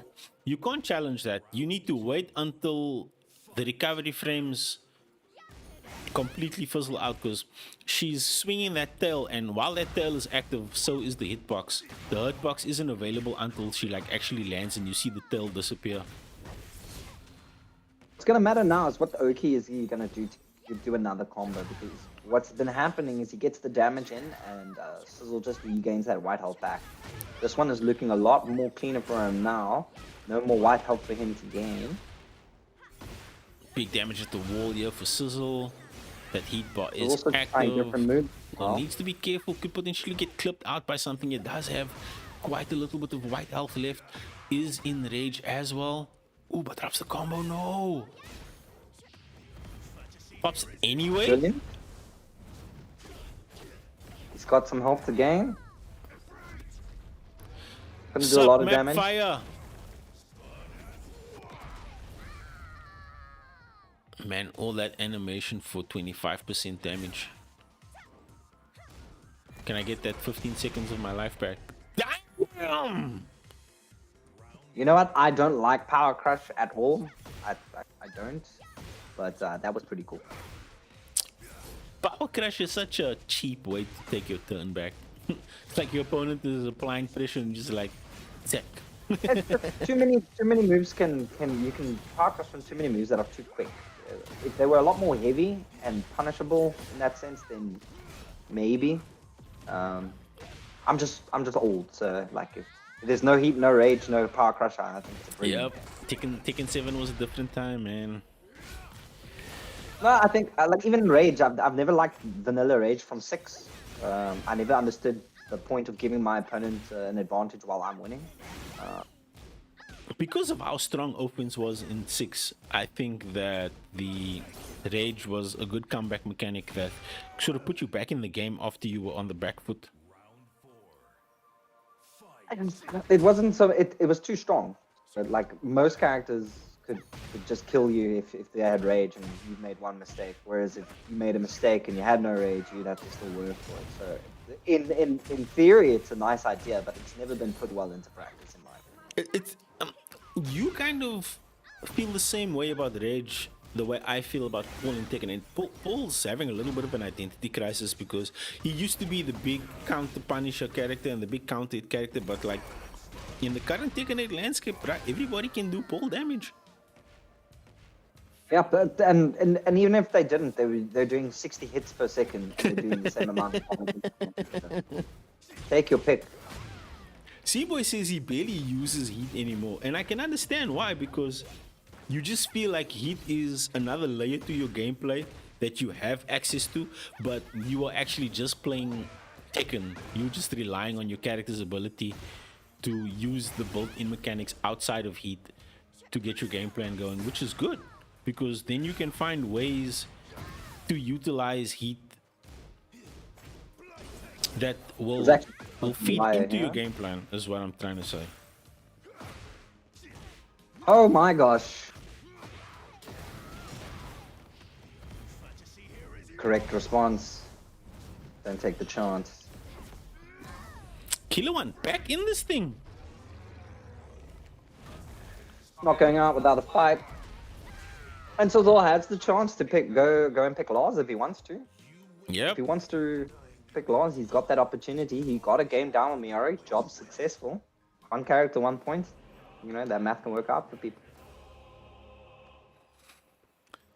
I think Clive really suits Tekken 8. Like, he might not be Tekken himself, but I think his overall aesthetic is really appealing. Yeah, to the game. he definitely does feel better than Noctis did. Noctis felt a little bit out of place.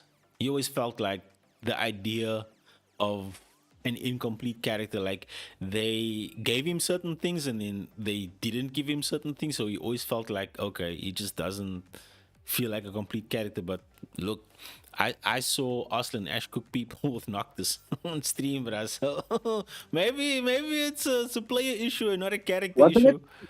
Wasn't it FDX who beat Arslan Ash? Was it like CEO or Combo Breaker with Noctis? I think so. I remember that happening. Yeah. Yo, he popped off hard. I mean, I would too, dude. If I take a game of Arslan Ash, I mean a set, not just a game. If I take a set of Arslan Ash, I'm popping off, bruh. I took a round off Arslan Ash one. Where were you? Were you and Arslan Ash at the same tournament? I was in Indonesia. We were playing in a tournament there. I beat double. I beat double. Just like probably the highest rated player that I've ever beaten. Chat, this man was playing international Tekken while we were here on the shores of the mother city. Doing what? I just took an opportunity when it came, man. Take those opportunities to make them. You only get this game will only last for a few years, and it's older. And what was the opportunity though? Oh, I did the IESF tournaments for like 3 years. Oh, what? Yeah, 2021, 2022, and 2023. So like Israel, Indonesia, and Romania. Damn, bro. And me didn't show up to one of them, bro. I was so sad. I always wanted to meet that guy. And he did actually switch back to the laws. Let me try to get back into this game. Armor Piercing Sage actually now leading in the set. But Sizzle right back on the wimpy shenanigans. Trying to cook. But nice Sage fighting right back though. Engage. Hitting him with the 1, 2, 3, the shoe shine. At the parry, second time it works out. But to what end, dude? Sizzle got so much corner carry off that sequence. He put him with his back against the wall, but Armor Piercing Sage. Like Armor Piercing Sage just will backdash, look at you, and then backdash again, and then just like create the right amount of space where they can start challenging your pressure. And I mean, like that takes a certain degree of cojones, man. Yeah, he really got balls. I'll say that. He doesn't take a risk. Tried it again. Didn't work out for him. Now CRZY trying to close this out.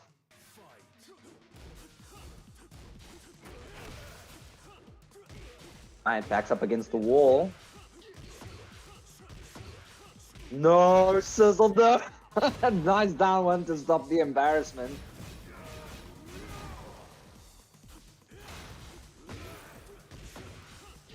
Not making any ends meet here.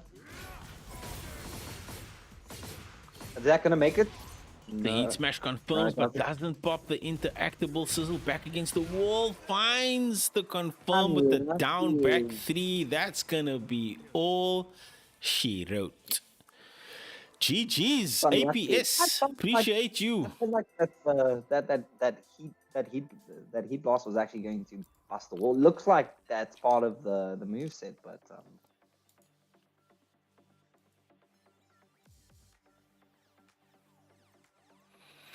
GG's, nice one, man. GG's indeed. So it is CRZY moving on from the loser's quarter side. Next up, it is going to be Tom Bomb versus CRZY. Alcatraz, how's it going?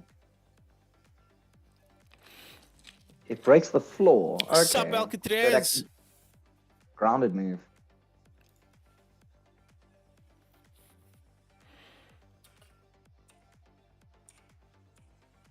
Well done to CRZY. So yeah, Tom Bomb and Afro Buddha, but it's not Afro Buddha. It's CRZY. CRZY kun. Stick with the thing. Stick with the thing, King of One. Stick with the thing.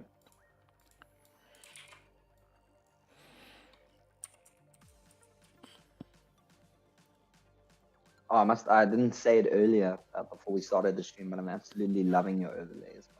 You're absolutely loving what? Your overlays, your overlays for everything. I think it's a really good color scheme. The effects aren't too much. It's very Tekken 80. No, good color scheme. It's looking good. So no one's told you. I'm telling you, it looks good. Thank you, Jono. Appreciate you, bro. Yeah, man.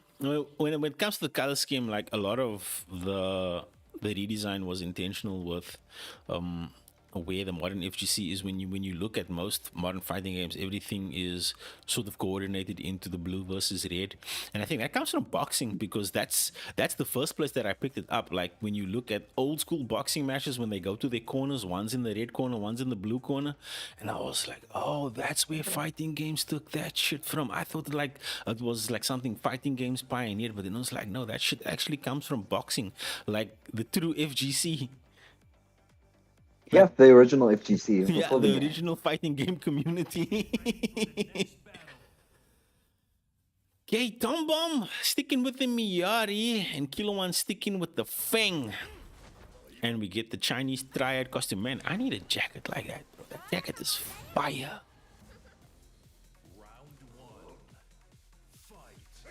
Damn, I might need to double down on the pants too. Can't have a jacket that's that fire with a dragon pin coming down the side and not have the pants. Yeah, and you have your jeans on spoiled. Feel like I'm Cisco. Y'all people go make me unleash the dragon. Get them on picking up now. Hectic work. Both of these players just, I was saying earlier in the stream, they're just looking more comfortable the deeper they get into their run in this bracket. Gets the pickup off the wall break. Gonna go wall to wall with the Chris Brown mix. Yes. Yes, we are. Pops the heat. Engage, huh? Confirm damage. Damn, the power crash. It's good doing hold this mix. And then using the heat blast to finish it off. Shop Alcatraz, man, I am so bummed that I'm not going to be able to join you guys at the offline on Wednesday because I'm streaming Street Fighter 6 on Wednesday. So hope you guys have a whole lot of fun down there, because I missed last month's one. I think it's just for this time. It's Wednesday. It's only a one-off, and I think it's because there's something happening on Friday when it would usually happen. Man, I would probably, like, as a TO, if I couldn't get the normal day, I would probably just postpone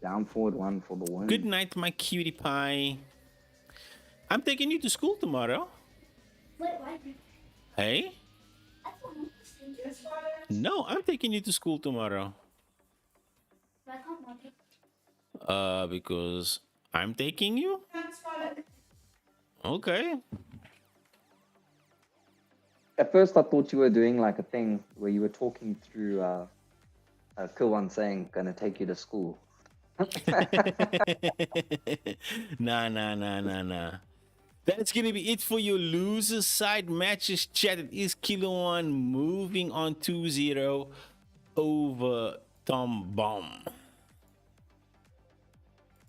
Okay, we're setting up for our final four. So we got Sony versus Simba on top. We got CRZY versus CRZY1 at the bottom, which has happened before.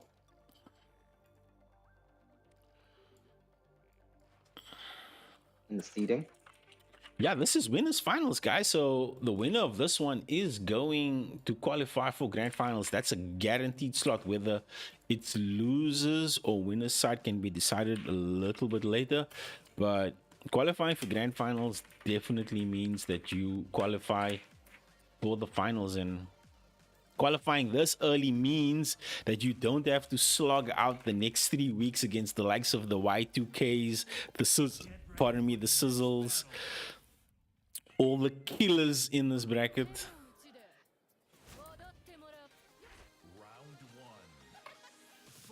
All right, we're going with the these customs. Simba with the Dora Explorer custom. Is that what?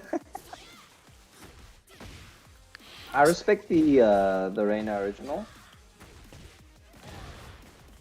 Who knows, man? Who knows? We might You're gonna play just Tekken. see.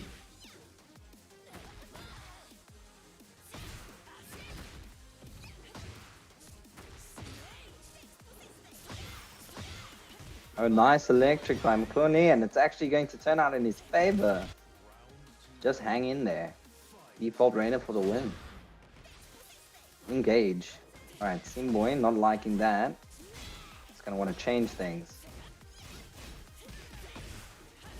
Nice 1-1-2, puts on the pressure. Good low. Now Simboy with a full combi. Simboy did knock Mshloni out last week of CRZY 8's finals. Like, he did slay his bracket demon. Like, he's 1 for 2 because he did beat CRZY to get here. CRZY could potentially Redemption get that off. run back. Redemption off for Simboy. He wants to take it all the way. He definitely feels like he's owed a spot, and he's here to take it.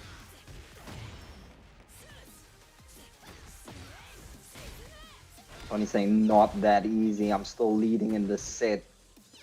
Not for long. Staggered pressure now on the side of Simboy. Adaptations.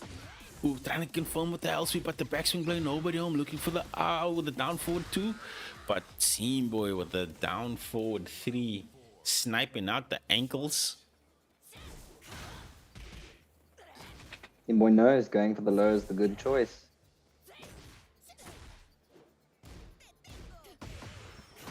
Nice block by Thorny. Engage. Backswing blow. Finally finds its mark. Good break. 1-1-2. Keeps up the pressure. Falls into a grab. Nice roll out of the way. Alright, maybe didn't work out so much in his favor. Heat activation. Damn, what an electric. Once again, this is the winners final that you want. Both players going to the final round of the first game. Engage. Yeah, this is first to 3, by the way. This isn't Nice first to parry. 2, right? So, Oh, right. Yeah. oh, full charge Simboy. Getting caught watching. You're in a headline. Nice backswing blow. Let me reset this pressure. Going low. 1-1-2. Some more pressure again. And again, runs into the grab. No break. Damn, Simboy stepping.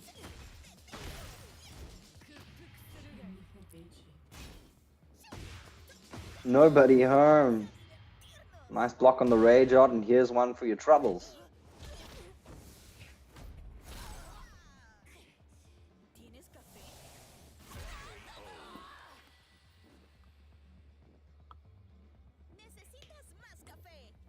Simbo really Big out here with the conglomerate. Dora Explorer custom.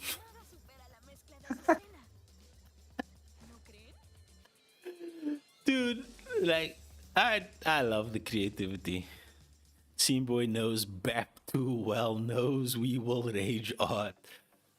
That's the thing about being a tight knit community, man. When you guys play each other so much, like sooner or later, people are gonna pick up on what tendencies certain characters have, as well as what tendencies most players have. Because the deeper you get into a set, the harder it is to stray from your unconscious bias. One of the things that I struggle with as a fighting game player is when I get frustrated in a set, autopilot. Now I'm just going for the strings and the pressure that I know work. And if you know what that is and what that guy's looking for, easy kill. I think I also suffer from stubbornness in games. It's like, well, it didn't work. Let me try it again.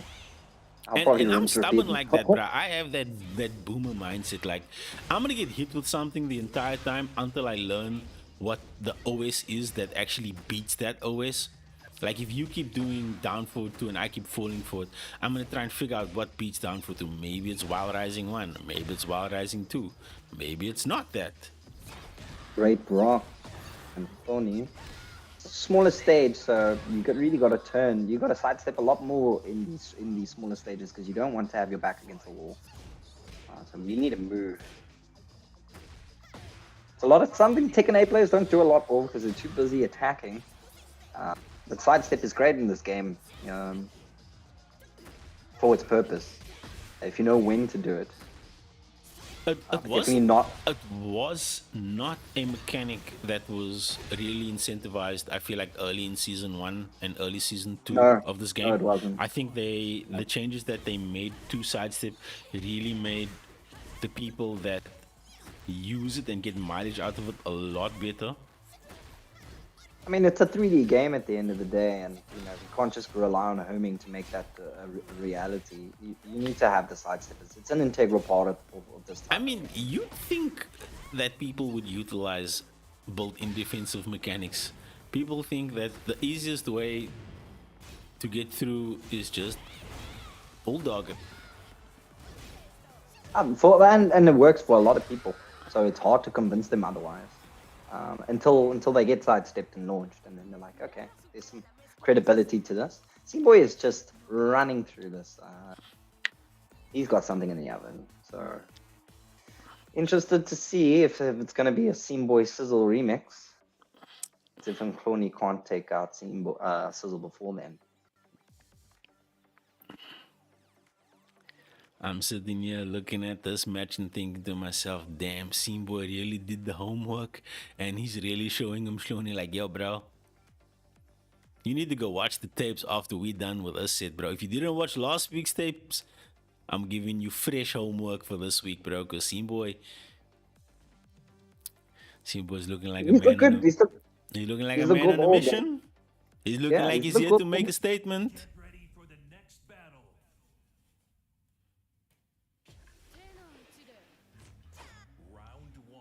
Okay, potentially final match for this winner side match. Right out the gate, launch, and once again we're at the small stage. Wait, did they random select the stage though? It's up to them. They should. Wouldn't be lost on me if they said that they did and they still got the same stage. Sometimes the RNG just will be like that. Damn. Yeah, it's not wall RNG. Splat off the wall splat. Trying to make something creative wasn't too bad. Like Boy still looking comfortable. Dude, what a punish on the swim. hell sweep. Boy, how are you ready? That did not kill. I legit thought that last interaction was gonna kill. I honestly don't think the small stage benefits Azucena over Arena. I think they both fight fine. Yeah. In fact, Miari's wall carry is kind of insignificant now. Doesn't need all that carry because Reina can also do wall to wall if she really wants to. Maybe a bit more execution required, but I don't think it really favors one over the other. Right now, it's just Boy playing really, really well, playing clean, but Nkoni also has really been on point with those electrics. That's something Nice. that Mshloni has really had on lock every time we've seen him show up for Crazy Eights, is that his spacing into electric punishes has been really, really good. But Simbo has been press the panic button, nobody home. Yep. Easy kill.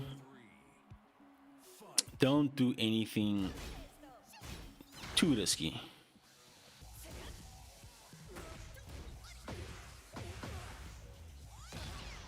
No break on the throw. Is one round apiece though, but Simboy is up 2 games. So a lot of the And the work, momentum's been in his favor as well. yep, a lot of the work here needs to be done by Mshloni, but in mixed. And that's gone. That's how this is down forward too. Match point. Simboy just patiently waiting there. If they're still around, there's still a chance. Yep. Signs of life. Ooh, what a punish. Tony really doing well to punish with jabs, but I think there's some optimal punishes that he's probably missing out of the gate. Good, he engaged, but it's stepped out. Damn, Simboy just really working that ankle.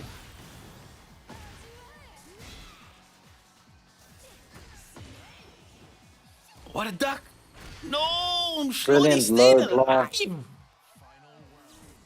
I think it was a bit of a deer in the headline situation once again for Boy. He had it there.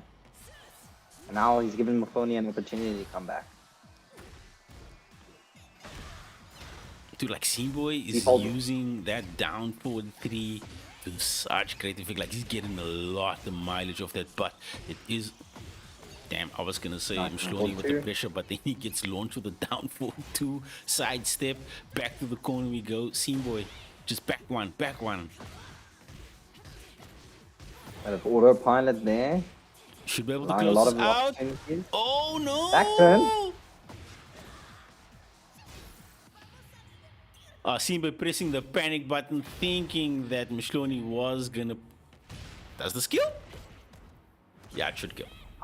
That should kill. I never know anymore. If it doesn't kill. Yo, it didn't kill. Oh no, Simboy. Yeah, Simboy thought he was dead there. there goes that 6-win streak on his side, but he's got a Simboy game. thought he was dead there, dude. I've made that mistake so many times when I get hit with the rage art and then I put the pad down and I'm thinking about what's gonna happen in the next round. I'm like, oh no, I'm alive. No. Have you ever done the punk escape? You know, the what do you say? Don't ever think you win and you didn't, because that is the worst. That is the worst. It's only 2 times in fighting game history where I've seen that happen, like at a big tournament. One was that Guilty Gear tournament. Yeah, I was just about to say that's the one that comes to memory. That's the OG. That's the OG. What are you standing up for? What are you standing up for? Dude, then legit Punk, thought, obviously, nah, got against, the stands up, celebrates, and then like the guy's alive, and you're like, oh shh. And it was basically a touch of death with Eddie. So it was gone. Great, and Clooney not out of it yet. He schemes that he can still actually push Boy to losers, and perhaps it makes CRZY play against him a lot earlier than he expected. Boy running out of customs. The 9's custom Right now. putting in work. And the confirm. Great. Hold this.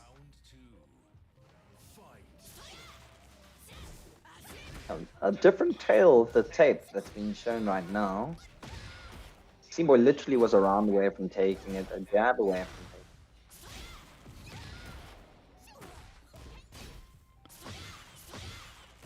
taking it. Again, beautiful electric bounce falling. Oh, the mix on the side of him, Shloni. Keeping his options. Rash gets the stone head off the confirm. He's all spent now. He's just playing pure Tekken. Back to small Tekken we go. Boy does have the activation on the heat, but not opting. You know what? Engaged. And he's trying to go for the grab, and this is going to kill Swanee really now. 2 rounds up on this fourth game. And 1 round away from equaling the set. Yep, Boy trying to bring it back from the butt crack. Trying to scrape it out between the cheeks. He got an explosive floor deck. And I believe Miyari's got some really cool grabs and such that actually throws the opponent on the ground. You mean Azucena? These customs are throwing me off. Yes.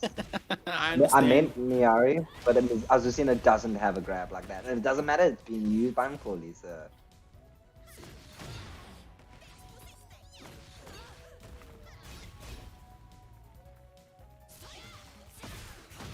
Oof, gets the activation on the heat. Could potentially close this out here. 1 or 2 mix. Oh, the electric. I was about to say 1 or 2 mixes away from closing it out. But Mshloni pulling the trigger on the electric, and we go. Final game winners finals. Mshloni making the adaptations that were needed. Boy on the back foot now. Download complete. Now it's all up to who's got the best customs. That's what we know. We know this to be true. Also, Macauley's got a destruction 6. I mean, that's no small feat. That's a lot of game time. Anything else. So, guy knows his character. Maybe it's taking him some time to warm up. Team Boy really, really doesn't want to have this game slip out of his fingers. It was really close to being all his, and Macaulay is now doing an amazing comeback with Brainer. Listen, Mickey, in order for you to join the jobbers, you must finish school. Believe me, spend more time at school if you have the option, because once you join the land of the jobbers, there's no going back.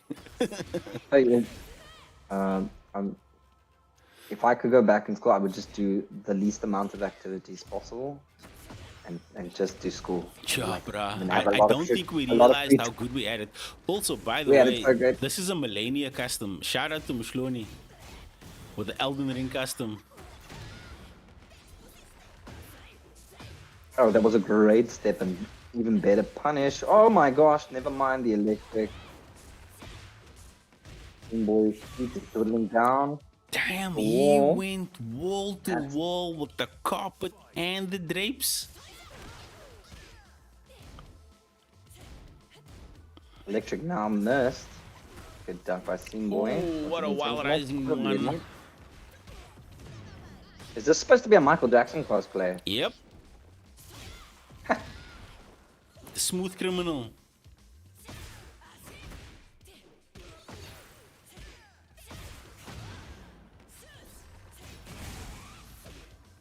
Engage. Okay. He needs to put pressure on. Oh, nice boy low spinning. jab. Pressure. Hop kick, nobody home. Overhead. Damn, just Overhead. snipes him twice with the back-to-back axe kicks.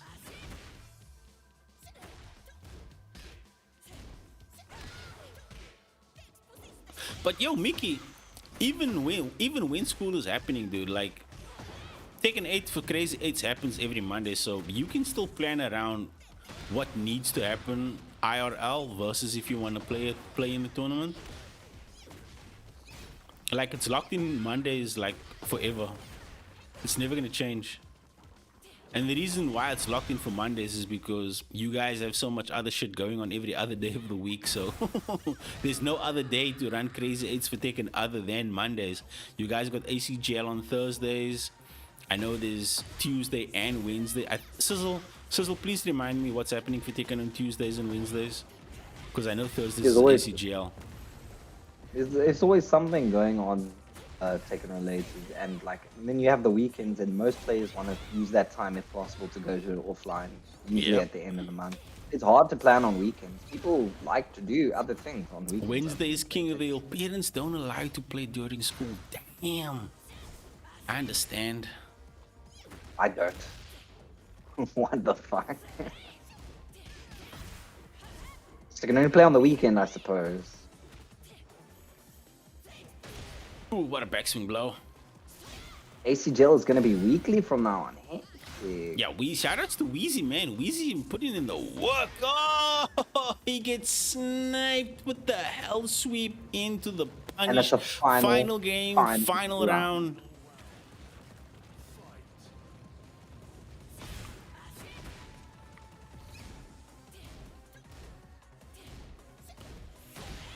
Ooh. Mshloni draws first nah. blood.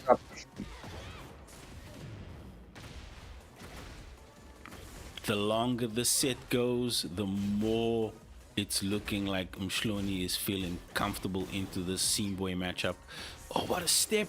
Seamboy hanging on for dear life. He's one touch away from death. Last chance saloon. It's going to have to go for it all. Oh, gets the splat at the wall, but the incorrect punish. Miss input, potentially unblockable grab. Mshloni. Grand finals qualifying for Season 2 Qualifier 1. What? Crazy 8's. And Seamboy is seaming right now.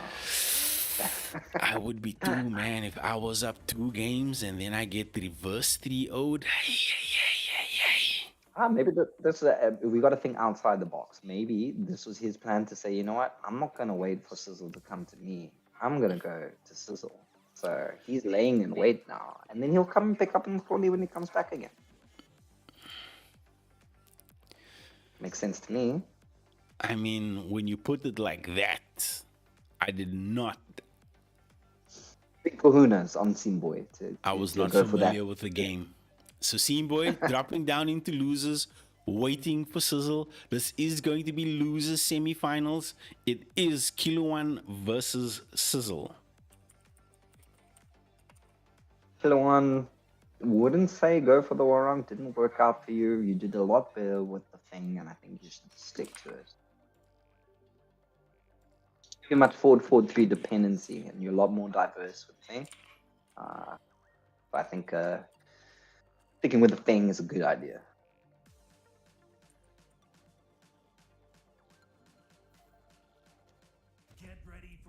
Who does? Oh, it's Miari again. Sticking with the Miari, I respect it.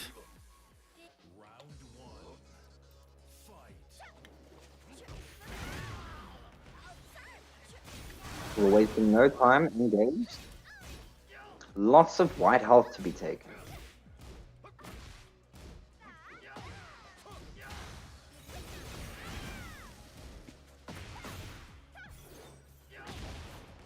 Wow, what Oki. That was some amazing tech. Kill one.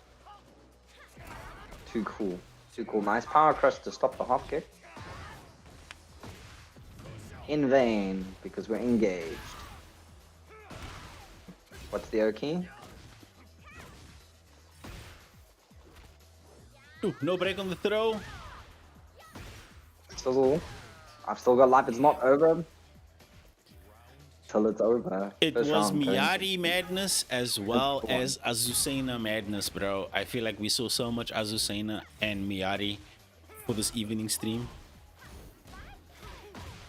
It's actually just been a waifu stream. It's been like a full-on waifu stream this evening, with the exception of like Ping and Warren.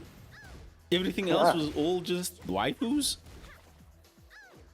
The game has got more girls than ever now, so yeah. And they're good. Nice hop kick for Hope.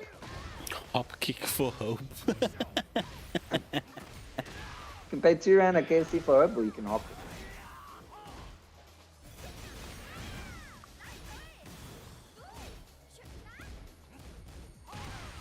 We're putting on the pressure, even though it's minuscule on life, and unfortunately gets clipped out. K1 looking quite smooth. Looking good into this Miari matchup, and this is first to 2, so if CRZY wants to make any adjustments as far as character selection is concerned, waifu for laifu, I'm down with that. Ooh, what a pick up on the up forward ball.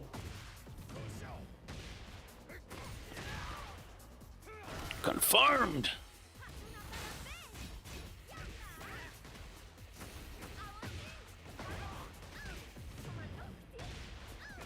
jab for float.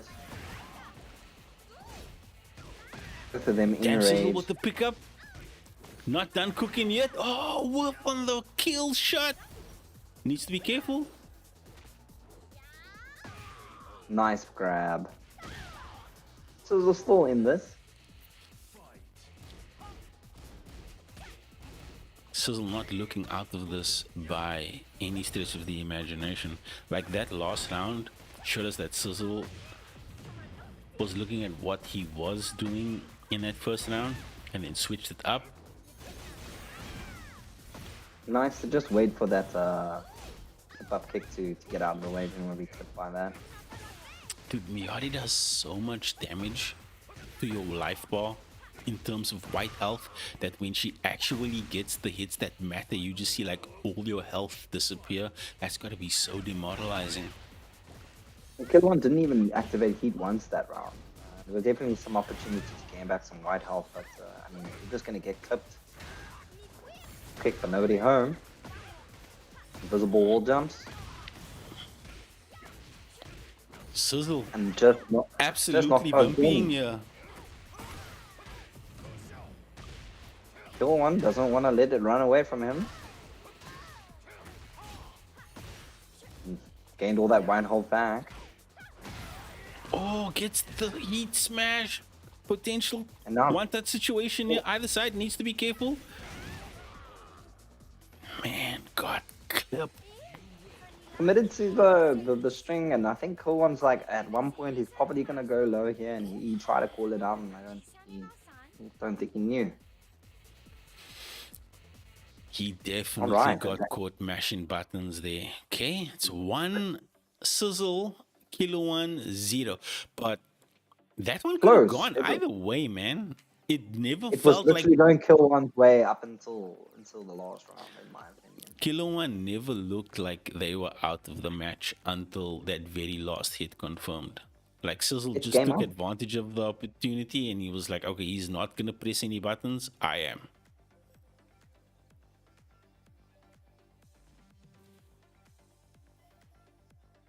Get ready for the next battle. Sizzle sticking with the Miyari pick. I mean, if it works, it works. Round one. Fight. Miyari Madness it just sounds like a tournament name on its own. Miyari madness. Like when you just run Miyari's whole night. Yeah. Miyari mirrors. Oh, Nice hop kick. Unfortunate ball angle made it very difficult to convert and adapt that. Both players still with heat. Kilo 1 drink Unnecessary first blood. pepperoni.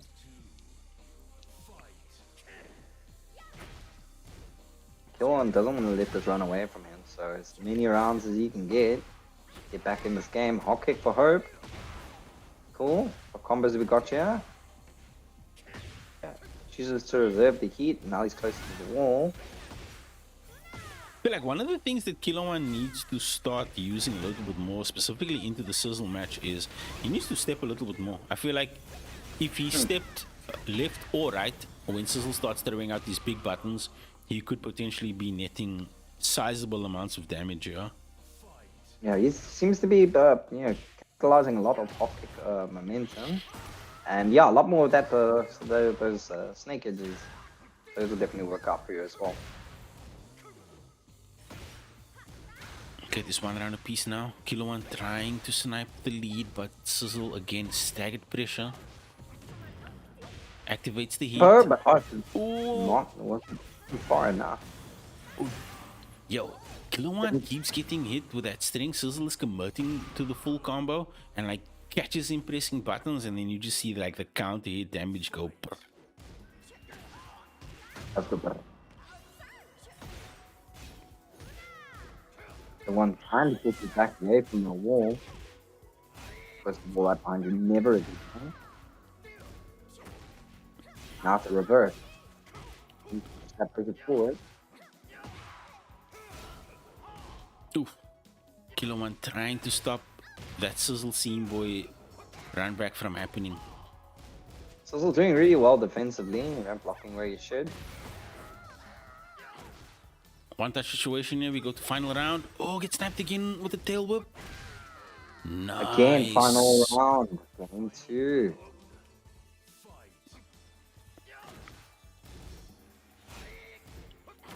Early staggered pressure on the side of Kilo 1 gets him with the scorpion tail whip. But Sizzle activates heat. Damn, gets clipped again. Not respecting that string. Okay, no more heat on the side for Sizzle. Ooh, you need to pop your heat here, Kilo 1. Give yourself some of these plus frames, man. Okay, the dying embers now. The lights starting to dim. Saloon. One touch. Oof. Unlucky. Unlucky, rubber ducky. Yo, why she do the pole like that? Whoa. Whoa. There are kids on the stream. Multiple, Yeah, mine and yours. 2-0 for both games was on the final round. So, I mean, if the momentum keeps up and Sizzle can't keep it moving. Oh, it's a first to 2. Yep. Right. That was a first to 2. So now we get into the losers finals. This is the Scene Boy Sizzle running back that Jono wanted all evening long. He's been punting it It's and been foretold. It's been foretold. The run back. It's the run back. Run forward. the run it back. GG's Tom, GG's. I would like to see my prediction of Sizzle using Niari. Yes. Because it seems like Simboy was quite comfortable with the laws. Yeah. But he didn't look like the Miari was making him uncomfortable either. Like, Simboy just looked like, okay, you switched the character, cool. I'm just gonna keep doing Azucena things. But Sizzle has had quite a little bit of game time now, so that could potentially mean that he's playing a warmed up Miari now, and that's gonna be a different beast to contend with. And as I say that, Here we go. I mean, if you also count the numbers, I mean, he's won like 9 games with. Oh no, this wasn't Sizzle. No, Sizzle's won probably like 6 games with Miari now. Definitely warmed up. Oh, back grab. Or was that a regular grab? that's a normal grab, but like nobody's been breaking that. Like everybody's just been getting hit. I don't even know what to call that grab, dude. Like, it's such a weird grab. She puts her legs around your neck, and then she hops off your shoulders, and then like bonks you on the head. Bonk. Just check the animation if Sizzle lands it again. No, I don't get it. This is the word bonk. Ooh, gets the launch, right round up the start. Sizzle is making a statement now. Yep, the 2 flu rounds is up. activated, so bonk. Bonk. Call it the coochie bonk. Alright, what can we do? Full damage at the wall. I saw what he tried to go for there. Quite cheeky. Really relied on Simboy to react like almost instantly on the ground. Unfortunately for him, unfortunately for Sizzle, it didn't break. Nobody's breaking this floor though. Nobody's breaking these throws either. It's the mix. Down jab, nobody home. The backswing blow. Backswing blow. Oh, both of them are looking to snipe each other out. Just Scene Boy with the double down forward 3 takes the ankles and the round. Dude, this is first to 3. Like, if it's gonna go like this, then this first to 3 is going to be an absolute banger top to bottom. Going downstairs.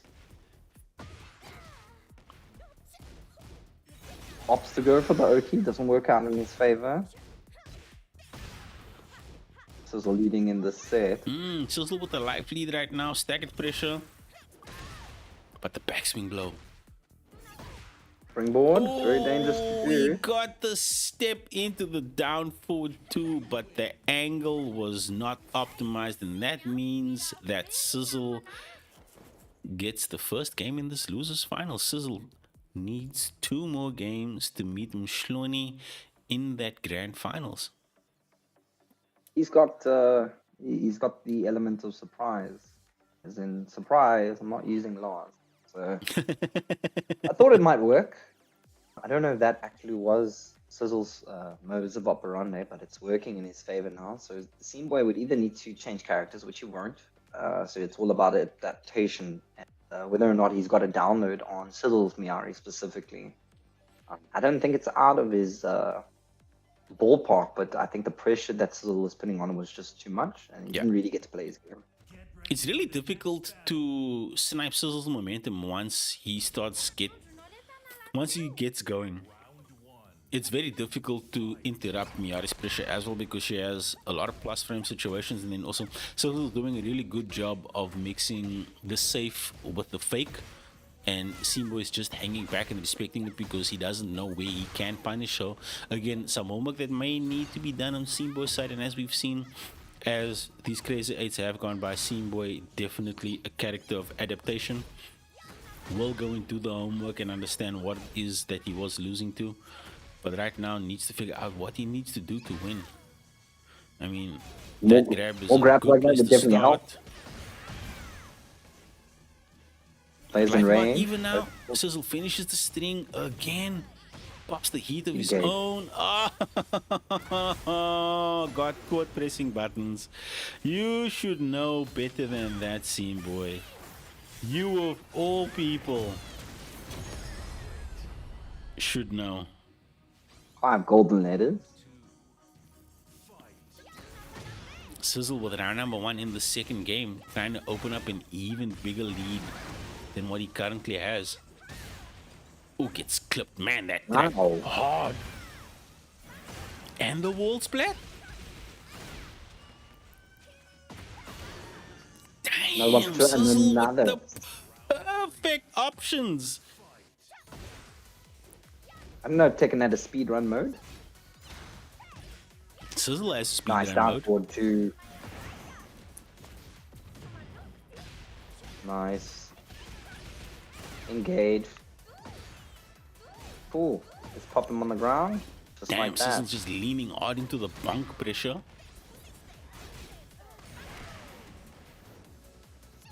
Scene Boy not out of this yet. Both of these guys. Gets the splat at the wall. Oh, but drops the combo.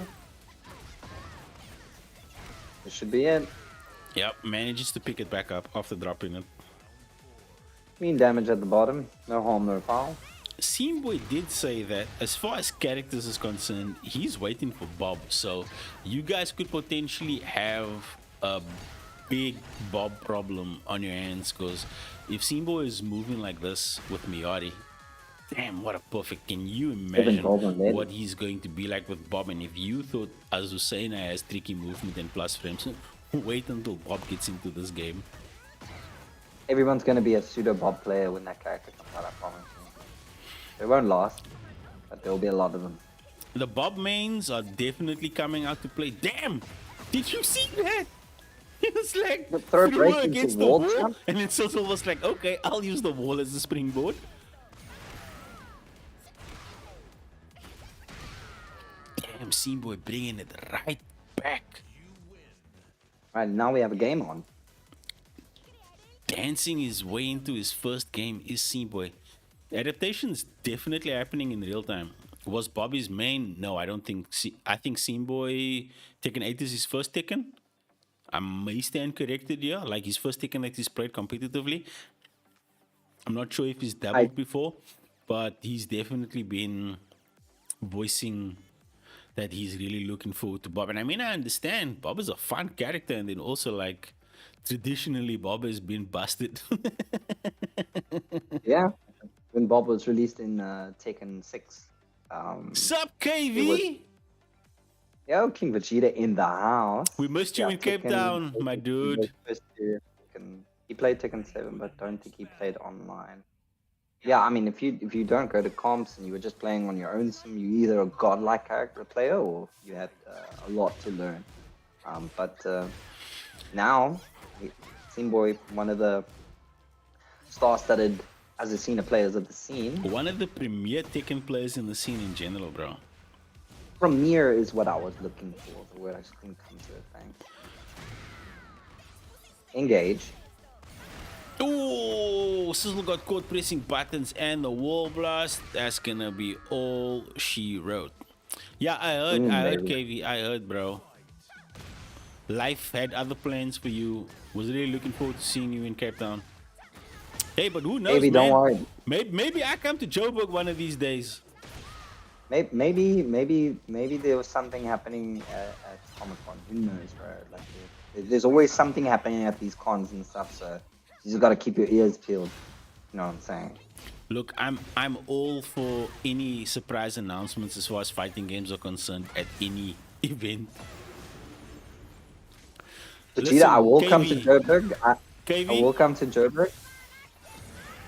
this man is saying Joburg is a vibe. Listen, brother. Maybe my perspective on Joburg is what it is because I'm only ever in Joburg for business. I'm even in Joburg for business in October.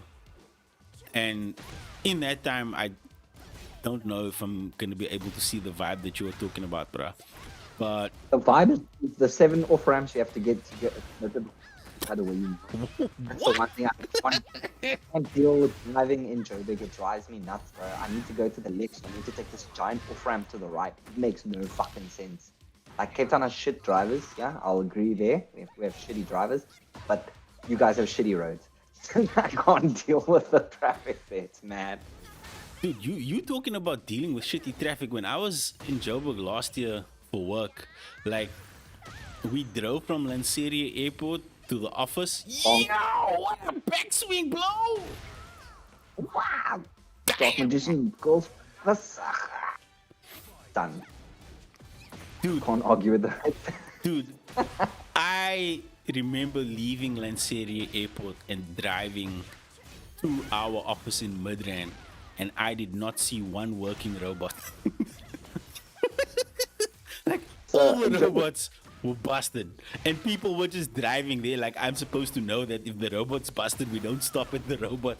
I was just like, what behavior is this, bruh? I'm not up to the Joburg way of doing things. I'm a tourist here.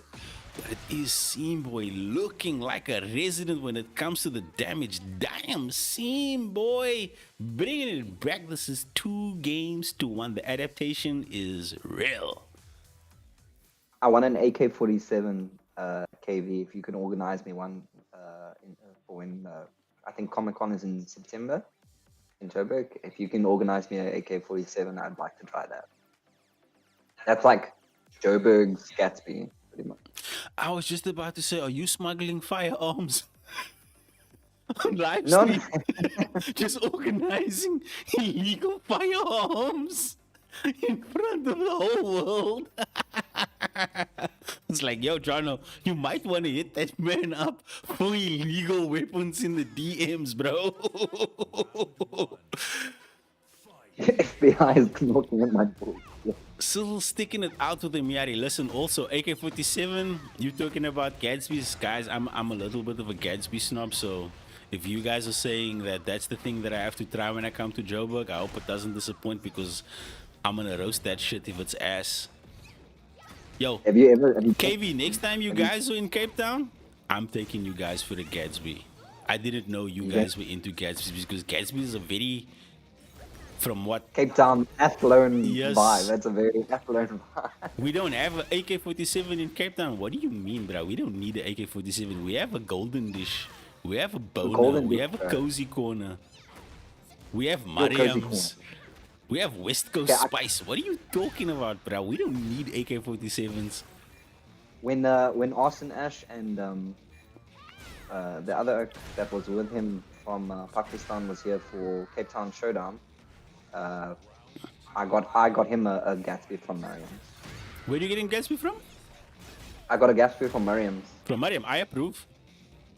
Yeah, no, I was like, you need to try this. And he's like, is it halal? And I'm like, of course it is. Listen, Seamboy got you a Gatsby, but the question is, where Where did did he- Seamboy get the Gatsby from? Like, He said he there's was a in- lot of good Gatsby spots in Cape Town, but the god tier spots, yeah, I got that shit on speed dial, bro. The Gatsby spot in Athlone that Alcatraz is talking about, it's called Golden Dish. That is the second tier. institution of the Gatsby. The first institution is the guy who created the Gatsby at Super Fisheries, which is up the road from where Golden Dish is. Can't get to his name now. I don't want to butcher his surname. But the guy that created the Gatsby literally created the Gatsby because people were doing renovations at his fisheries and he didn't know what to feed them. And he took a roll, he took some chips, and he took some of the toppings that he had and put them on there. And that is how the Gatsby was born.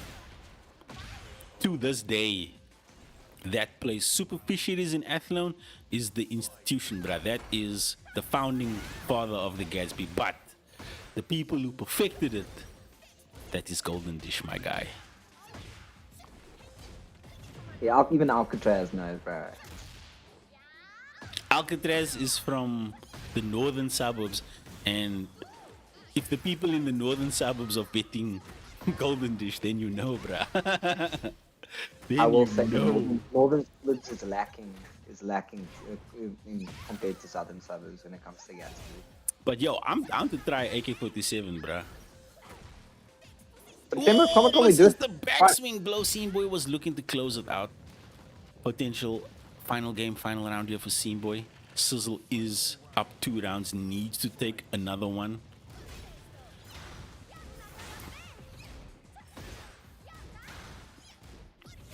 Sizzle trying to stay alive here. Activation on the heat. Oh, what a power crash. Gotta always talk about Gatsby's, now I'm hungry. Ooh, what a sidestep. Stagger pressure with the back ones. Break on the throw. Damn. Oh my gosh, caught him on the wall stick. Yep. Sizzle trying to look for the sneaky shenanigans. Oh, but a little bit late on the punish was Scene Boy that time, but he does still have a little bit of heat left. Break on the throw. Pop the heat.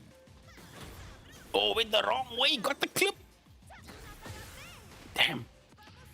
Oh, no. Oh no, That's not Hold gonna on. work. you've been weighed and measured. That's not gonna work. Sizzle snuffed that one out just like a Gatsby from Golden Dish. And it's 2-2. So It's this, 2-2, my guy. It's 2. Yeah, John, Boy your Sizzle's camera, target. your camera said, I just need to switch it up again. Wait, come on, man. It's Desmond, 2-2. Oh, my phone died. Okay, now I gotta have a shitty camera. What died? My phone. I was using my phone as a webcam. Oh. So it looked like I had such a nice camera. But now I have my shitty laptop camera. Dude, like one of the things that I love about modern technology is you don't know if someone's actually using a webcam or if they're just using the cell phone, because cell phone cameras have come such a long way, bro. Holy. Also, were you using the back camera or the front camera? I was using the back camera. Damn. Don't need to look at my phone on screen. I'm concentrating on That shit work. looked nice, bro. Not looked gonna good. lie, bro. That shit looked nice. It is Desmond as far as the score is concerned, and if you don't know, that is a running joke in our community. When the score is 2-2, we honor the late great Archbishop Desmond Tutu. So when the score is even in a first to 3, best of 5 scenario, when the score is 2-2, we call it a Desmond. And now this is all for keeps now. We're gonna break this floor. We got it. Don't give it to your opponent. I lost the opportunity to break it there. The tail whip sniping out Scene Boy at the very end of that, but Scene Boy looking to get to this corner now. Is Miari is literally like a Pokemon here, dude. I'm not gonna use tail whip, bro. Yep. One touch scenario. Damn, Scene Boy lost the perfect there. Hits him with the coochie bonk. Bonk. I feel like that is such a rude throw. She wraps her legs around your face, puts a coochie on your nose, and then bonks you afterwards. How are you supposed to fight after that? Are you dizzy and you smelling? It's like if the coochie doesn't make your head spin, the bonk definitely will. Just disorientated after that. Oh, the confirm off the float does have screw available. Great. Confirm damage at the wall. Activation on the heat by CRZY. No. Bonk. Dude, CRZY getting mileage off the coochie bonk.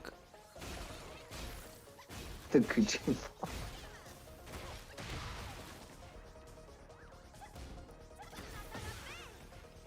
Alright. If CRZY lands that grab again, tell me There. that it's not the coochie bonk. I can't unhear it now. Damn, what a backswing blow. Oh, launches perfectly this time, does Seam Boy. Oh, but drops the combo. CRZY spins all the heat. Oh, Seam Boy woofing. Nope. No more coochie bonks for you, but the backswing blows So are close to fully closing it stopped. out. Last week was not a fluke. CRZY not counting it out yet. Seam No. Boy, no. No, it actually worked. It worked. Did it work? Oh, my God. CRZY got caught pressing buttons. I was like, no, it's not working. Damn, he's not dead. It's not over. It's not What? over. Gee. What's Damn. What a wall jump, and it's a final. Damn. Final game, final round. What a way. Diving their way into this final game. This is activation on the heat early. Damn, backswing blow. Mahoney's sitting pretty up in grand final. Dude, I'm showing his watches and thinking, damn, I gotta fight these crackheads for $10. Oh, nobody home on the grab. Won. It's so evenly matched. The break is not broken. Oh, we go And we're downstairs. going GG, downstairs. shake my It should hand. be it. This should be it. Yep. GG, GG. Seam Boy. Denying CRZY his comeuppance. So it will be Seam Boy and Mshloni qualifying.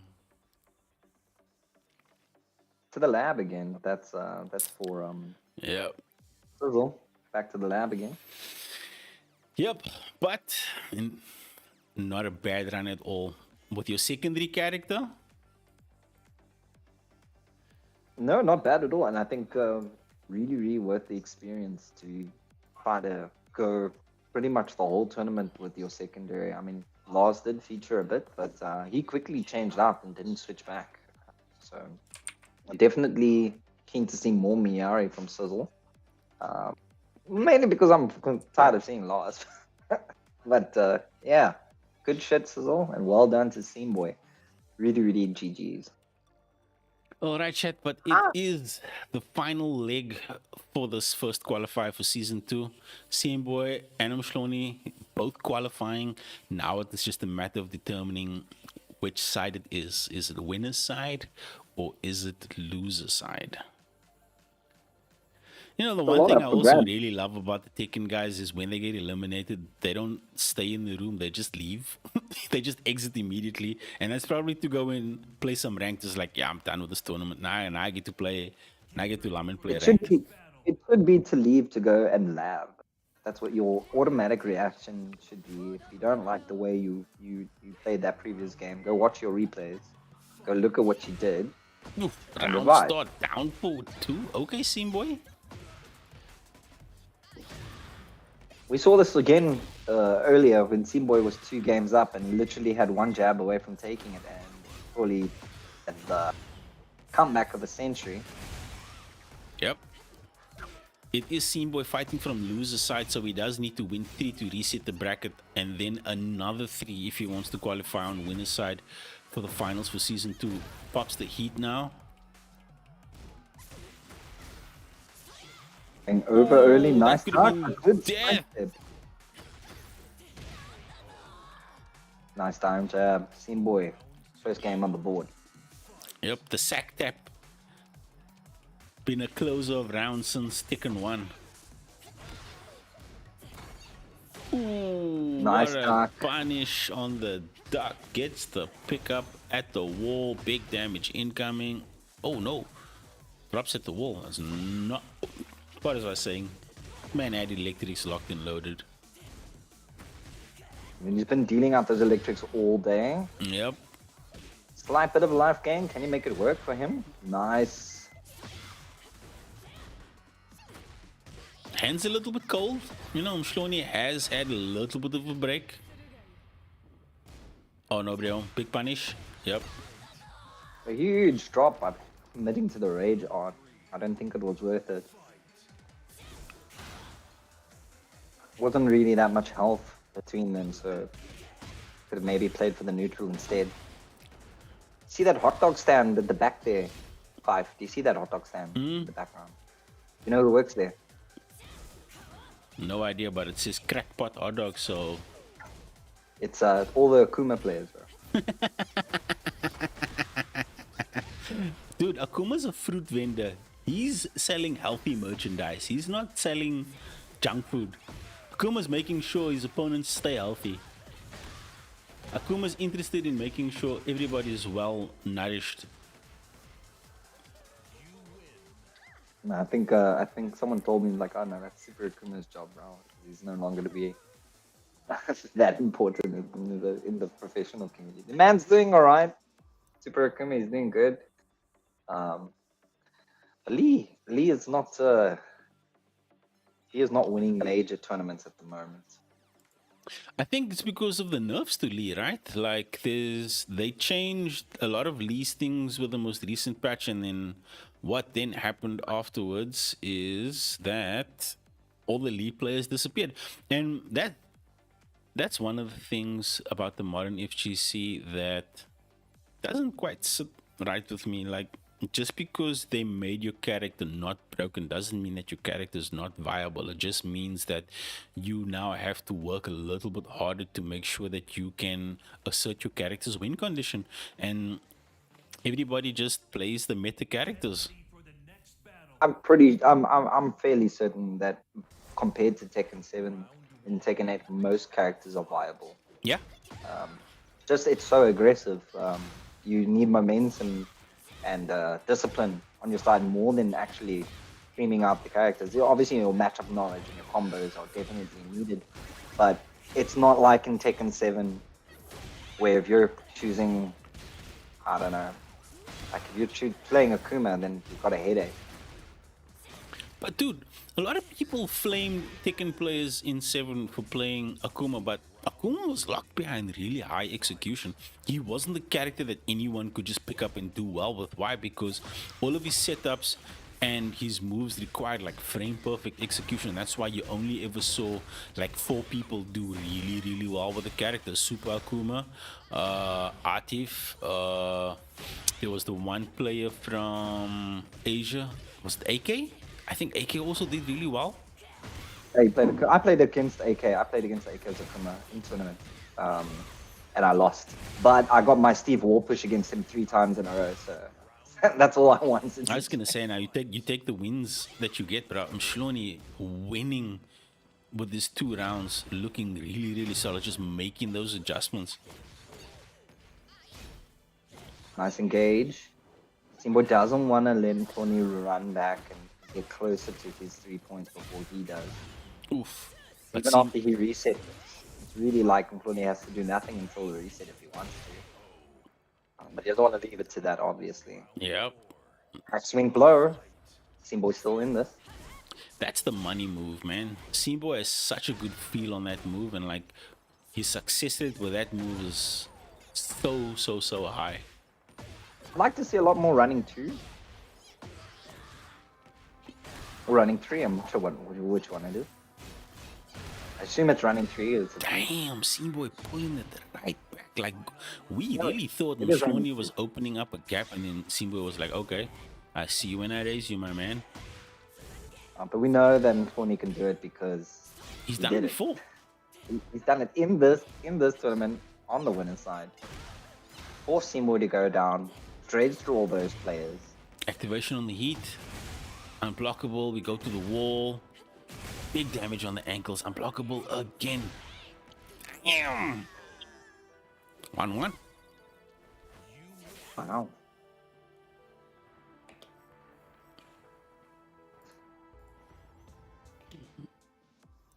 Shit, John, I forgot that you activated your secondary camera, bro. Yeah, I did. It's a shitty camera. It's okay. You just look a little bit washed out. That's all. It's fine. Works. Camera's glitching. It's not keeping up with the stream. Just but looks all like good. you got a 240p filter on. As long as we can see you. Oh, it's totally purposeful. You see the jumping? Totally purposeful.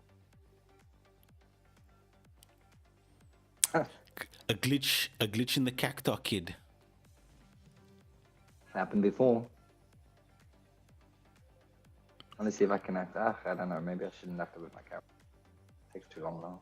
Simba and Umshloni going final game, final round. I could see this going all the way. These guys definitely look like they are here to absolutely push this one to the limit. Yo, what's this custom? Oh, That's could be gassing up as Naliel. well. That's a Nal from Heiko Mundo Bleach custom. I see you, Umshloni. Okay, I see Man that. of culture you are.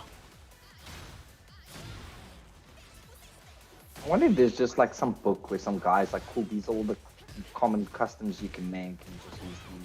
I Or think you the guys dude's really just really inspired by anime and other fighting games where iconic things, and then just like put Team Boy in this instance, this is just like pop culture in general. Millions of pop culture. Tekken 6, I was just like, I'll make Horang's suit blue. That's what I would do.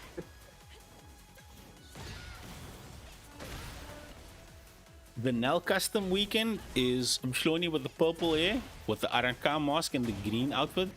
See there? There you see it? Nice. Look at it, look at Slow it. parry into right now. That's a Nel custom, bro. I'm showing it with 5 golden letters.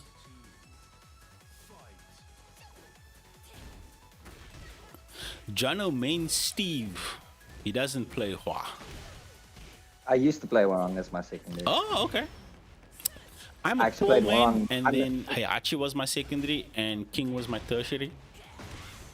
I played Warang from Tekken 3 to Tekken 5, and then during Tekken 5, I switched to Steve. Full confirm on the charged. I'm slowly running away with it around here. One touchy. Oh, nobody home for the back blow, spacing it perfectly. Seamboy has a minion custom with a big one eye. You see it? Tibida. I'm still not, and I'm just waiting for it to pick it. I'd love to know who came up with the language that the minions speak. It just sounds like gibberish. It sounds like babies. They just recorded all of the babies and thought like, okay, cool. Let's just make this whole language. Only seen Despicable Me, I haven't seen anything else. You popped some stone knocks and you're waiting for it to kick in. Is Nox an energy Boy. drink or is it an hydration drink? Because I had some Nox and they got some good flavors, bro. They were giving that shit away at Checkers. What's today? Monday? Yeah, they were giving that shit away at Checkers on Saturday. Are they not gonna make it anymore? They're No probably getting idea, rid of dude, stock but now. they got some good flavors. Like, I think if the marketing around that shit was better, then they definitely could have found a market. And when I thought about, damn, they Boy. really missed the opportunity with the branding, because Tricus' brand is still Nox, right? Yeah. And then they called the drink Nox as well. And my brain is tired now, so I can't remember what was the thing that I thought of on Saturday. But it will come to me at some point, and we'll probably have that conversation offline. Staggered pressure now, just hanging back. Mshloni pressing the issue here is up. Sizable life lead, no break on the throw. Seamboy needs to find a way to get his white meat back. Stonehead. Axe kick. Staggered pressure, backswing blow. Nobody home but the electrics on the side of Mshloni puts another game on the board. 2-1. Mshloni needs one more to move on. Winner's side.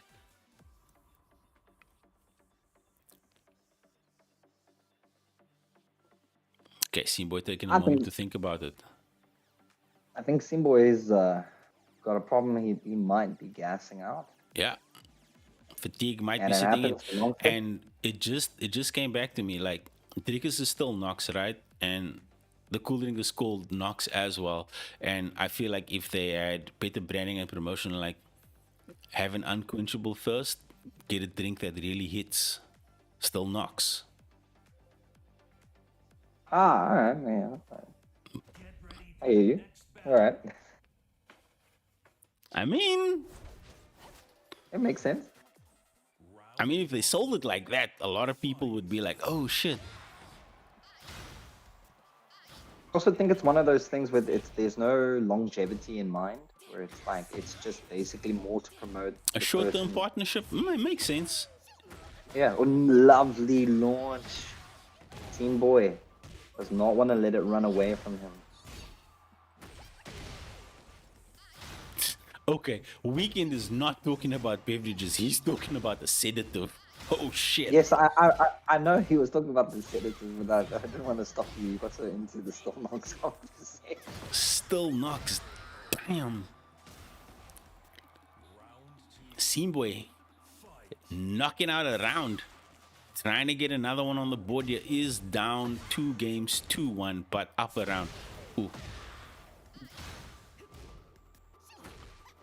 Simboy needs to mix up the options here. Mshloni's been doing a really good job of punishing with electrics when Simboy just spaces things a little bit. Oh, what a low pad. He gets the pickup.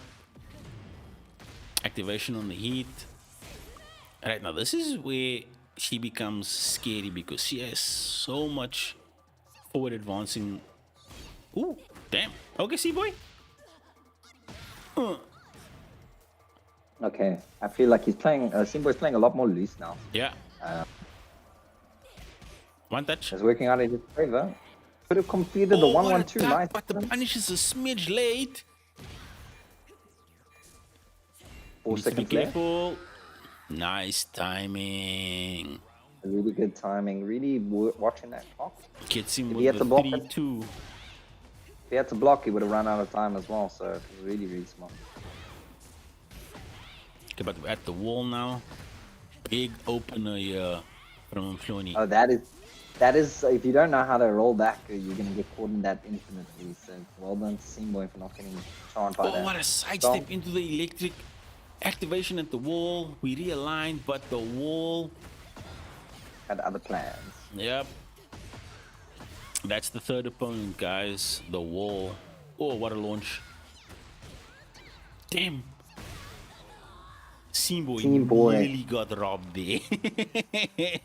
nearly got robbed. Now the minion thing is more funny now that I watched the scene it on the content. Okay, we go into a third game, yeah.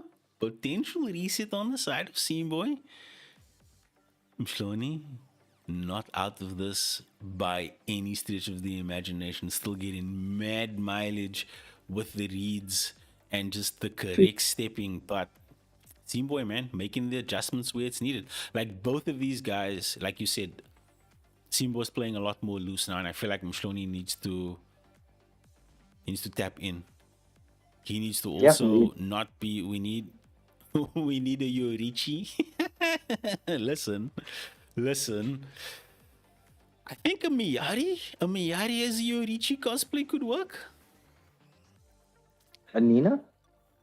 Nina is No, Yorichi. Anna. Anna is Yorichi. Think about it.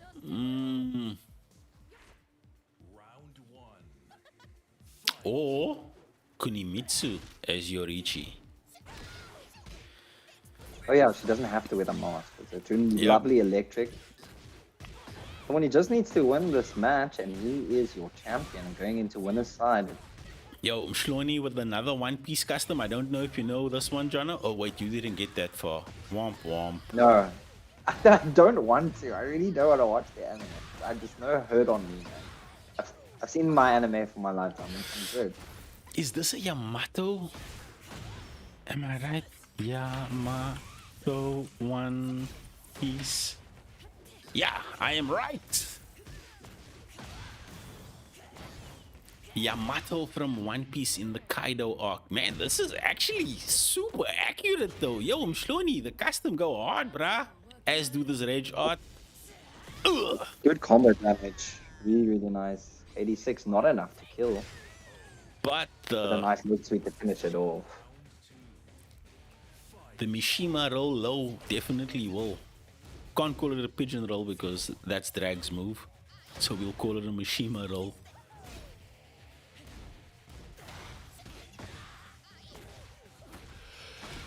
And earlier it was actually just the other way around, where Simboy was seemingly winning, and then Cloney came back. This one is a lot more balanced in between, but definitely Cloney's got the advantage and the momentum moving in. Even though the games are tied up right now, I feel like Simboy has to work a bit harder. Yeah, Simbo's definitely on the back foot here. You didn't think he was going to get that, and he dropped the combo. Plays worse. Counter hit, full damage combo. We're going to make the wall. No, we're not. Spoke to Sue, commentator's curse. Mshloni stepping really well in and out of Simboy's attempts to get anything started here, but look at the health, dude. Like, just poking away at Simboy's health. Like, Simboy is committing to these things, and Mshloni is just stepping out of dodge, going for the quick 1-2, and then just stepping in and out. And now applying the electric pressure. Dang Simboy to pressure button. Right. I got these 13 frames, bro. Ouch. Ooh, man, you are down 45% at the wall. You literally have to play perfect. You cannot trade. Oof. Wall splat gives him a bit of time advantage. He can get the advantage. Need a good sidestep. Foretold. One touch. What a berry. Nice low berry. Nothing. No confirm though. Was that that? I feel like there was a rage out mispress. Unlucky Simboy just mistiming his approach, and it is going to be Mshloni qualifying on winner's side for season 2. Simboy qualifying on loser side. Well played, Mifoni. You actually had such a great run from your winning games from Simboy all the way up to your second games against Simboy. Really well played. And yeah, I'll talk about Simboy in a moment. But Mifoni takes some time to warm up in his games. But once he's in a groove, once he's got his electrics on lock, he seems to be making some really, really good choices. Definitely going to feel really comfortable being on that winner side. I think Simboy, there's a lot more to say to him because he's played more games, and I kind of drummed up a storyline for him as well with this whole CRZY game. I think he played really, really well. I think it's the fatigue setting in there. It's a really small set of players, and you're going to be playing one after each other. Have to reset the bracket afterwards. Even if he did win it's a tall order. Especially when the players are so close together, like Mifoni and Simboy are, to kind of put it together. So I don't think he did too badly at all. If it was a 1-2 scenario, it could have worked the other way entirely. I would have sent Mifoni down to the loser side, and who knows how that would have worked out.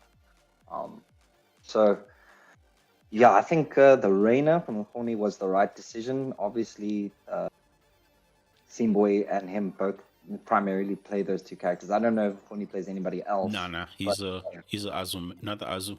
I'm thinking about Simboy. He's a Reina main through and through. Him and KV as well. Like stand the characters. They don't switch. They main the characters. And that's the thing about character loyalists, man. You only need to learn how to play into the other matchups. You don't need to learn a different character. So your whole game plan is just optimizing the things that you already are doing well, and then finding ways to play around your opponent's pressure. And that's something that Mshloni does really, really well in these sets is like he kind of feels out what the opponent is doing in the first game and uses the first 2 rounds just to collect a little bit of data. And then you'll see as the rounds go on, he'll start stepping certain things because he's made mental notes of what his opponent is looking for, and that really speaks to high fighting game IQ. It's something that develops over time, and then some people just naturally have it and they just are able to tap into it a lot easier and a lot quicker than other players. And I'm sure he's one of those. He's really striking me as one of those players that has fighting game IQ, because being able to adapt in real time, that is a hard skill, man. Because unconscious bias sits in, like, the longer you play in a tournament, the more games you play, the harder it is to keep your brain from not sitting into autopilot. And like you said, Seamboy played a lot more games, so definitely just the fatigue kicking in there towards the end. But Bob soon comes, so maybe he'll find more success with Bob into the Reina matchup. Reina is a very difficult character to play around because her pressure, much like us Husseina's pressure, like once they get in, it's really hard to keep them out. And she also has a lot of forward advancing movement, man.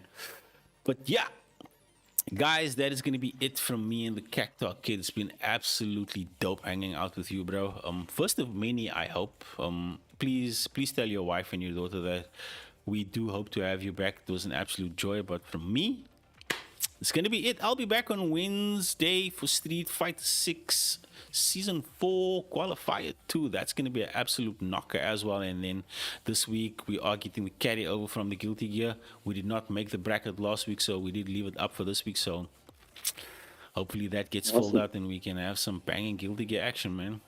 Closing And statements shot from for your side, everyone bro? else yeah, shot for everyone else on the stream who came to join in and support, and obviously the players who came to play. This is grassroots. This is exactly where it happens. Like, you want to be good, you can't just go and perform at big tournaments. You have to nurture your community at the bottom. Even if you know you're coming into a tournament as the best player, it's your job then as the best player to make sure that that weakest player in the group levels up. Because if you're the a big fish in a small pond, you're not helping anybody. You're definitely not helping yourself. And yeah, really, the one thing I can just say is your replays, guys. Watch your replays, study your games. Don't try to do it all from memory, because what you'll do from memory is feelings. This game doesn't care about your feelings. Yep. Every single time you push a button is going to do the exact thing. And I think big ups to Seamboy for doing a great run and for qualifying. And importantly, bro, I actually didn't know you were that good with Arena. Like, I knew you were good with Arena. I didn't know you were that good with Arena. So I can see shades of KV there for sure. So from my side, it was really, really dope to be on the stream. I haven't been on the stream in a long, long time. So definitely when I get a spot again and you have it open, happy to be Dude, here. No problem. you are welcome back anytime. I hand you the keys to the palace, my guy. You definitely one of the people that I want to have on more often, because you are one of the people that do so much work behind the scenes for this community. Like, it's always nice to have, I'm a firm believer of we all need to grow together, my guy. Many hands make light work. But chat, that is going to be it from us. I have nothing else to say except keep running the set, exclamation RTS. We upload new videos to the YouTube channel daily. So like Actor Kid said, you want to go study the replays? The replays are up there, man. The entire streams, we load them on there. You can go and find them, minus the intermissions and yapping, of course. You can go and click through the timestamps. Go and check all the matches out. If you missed a match, bro, go and watch. Go and see what you did last week and like, okay, I did that. And we also upload the individual matches. So go and check. But that is it, guys. Safety boots. Wednesday, Street Fighter 6 Season 4 Qualifier 2. Keep running these sets, man. Peace.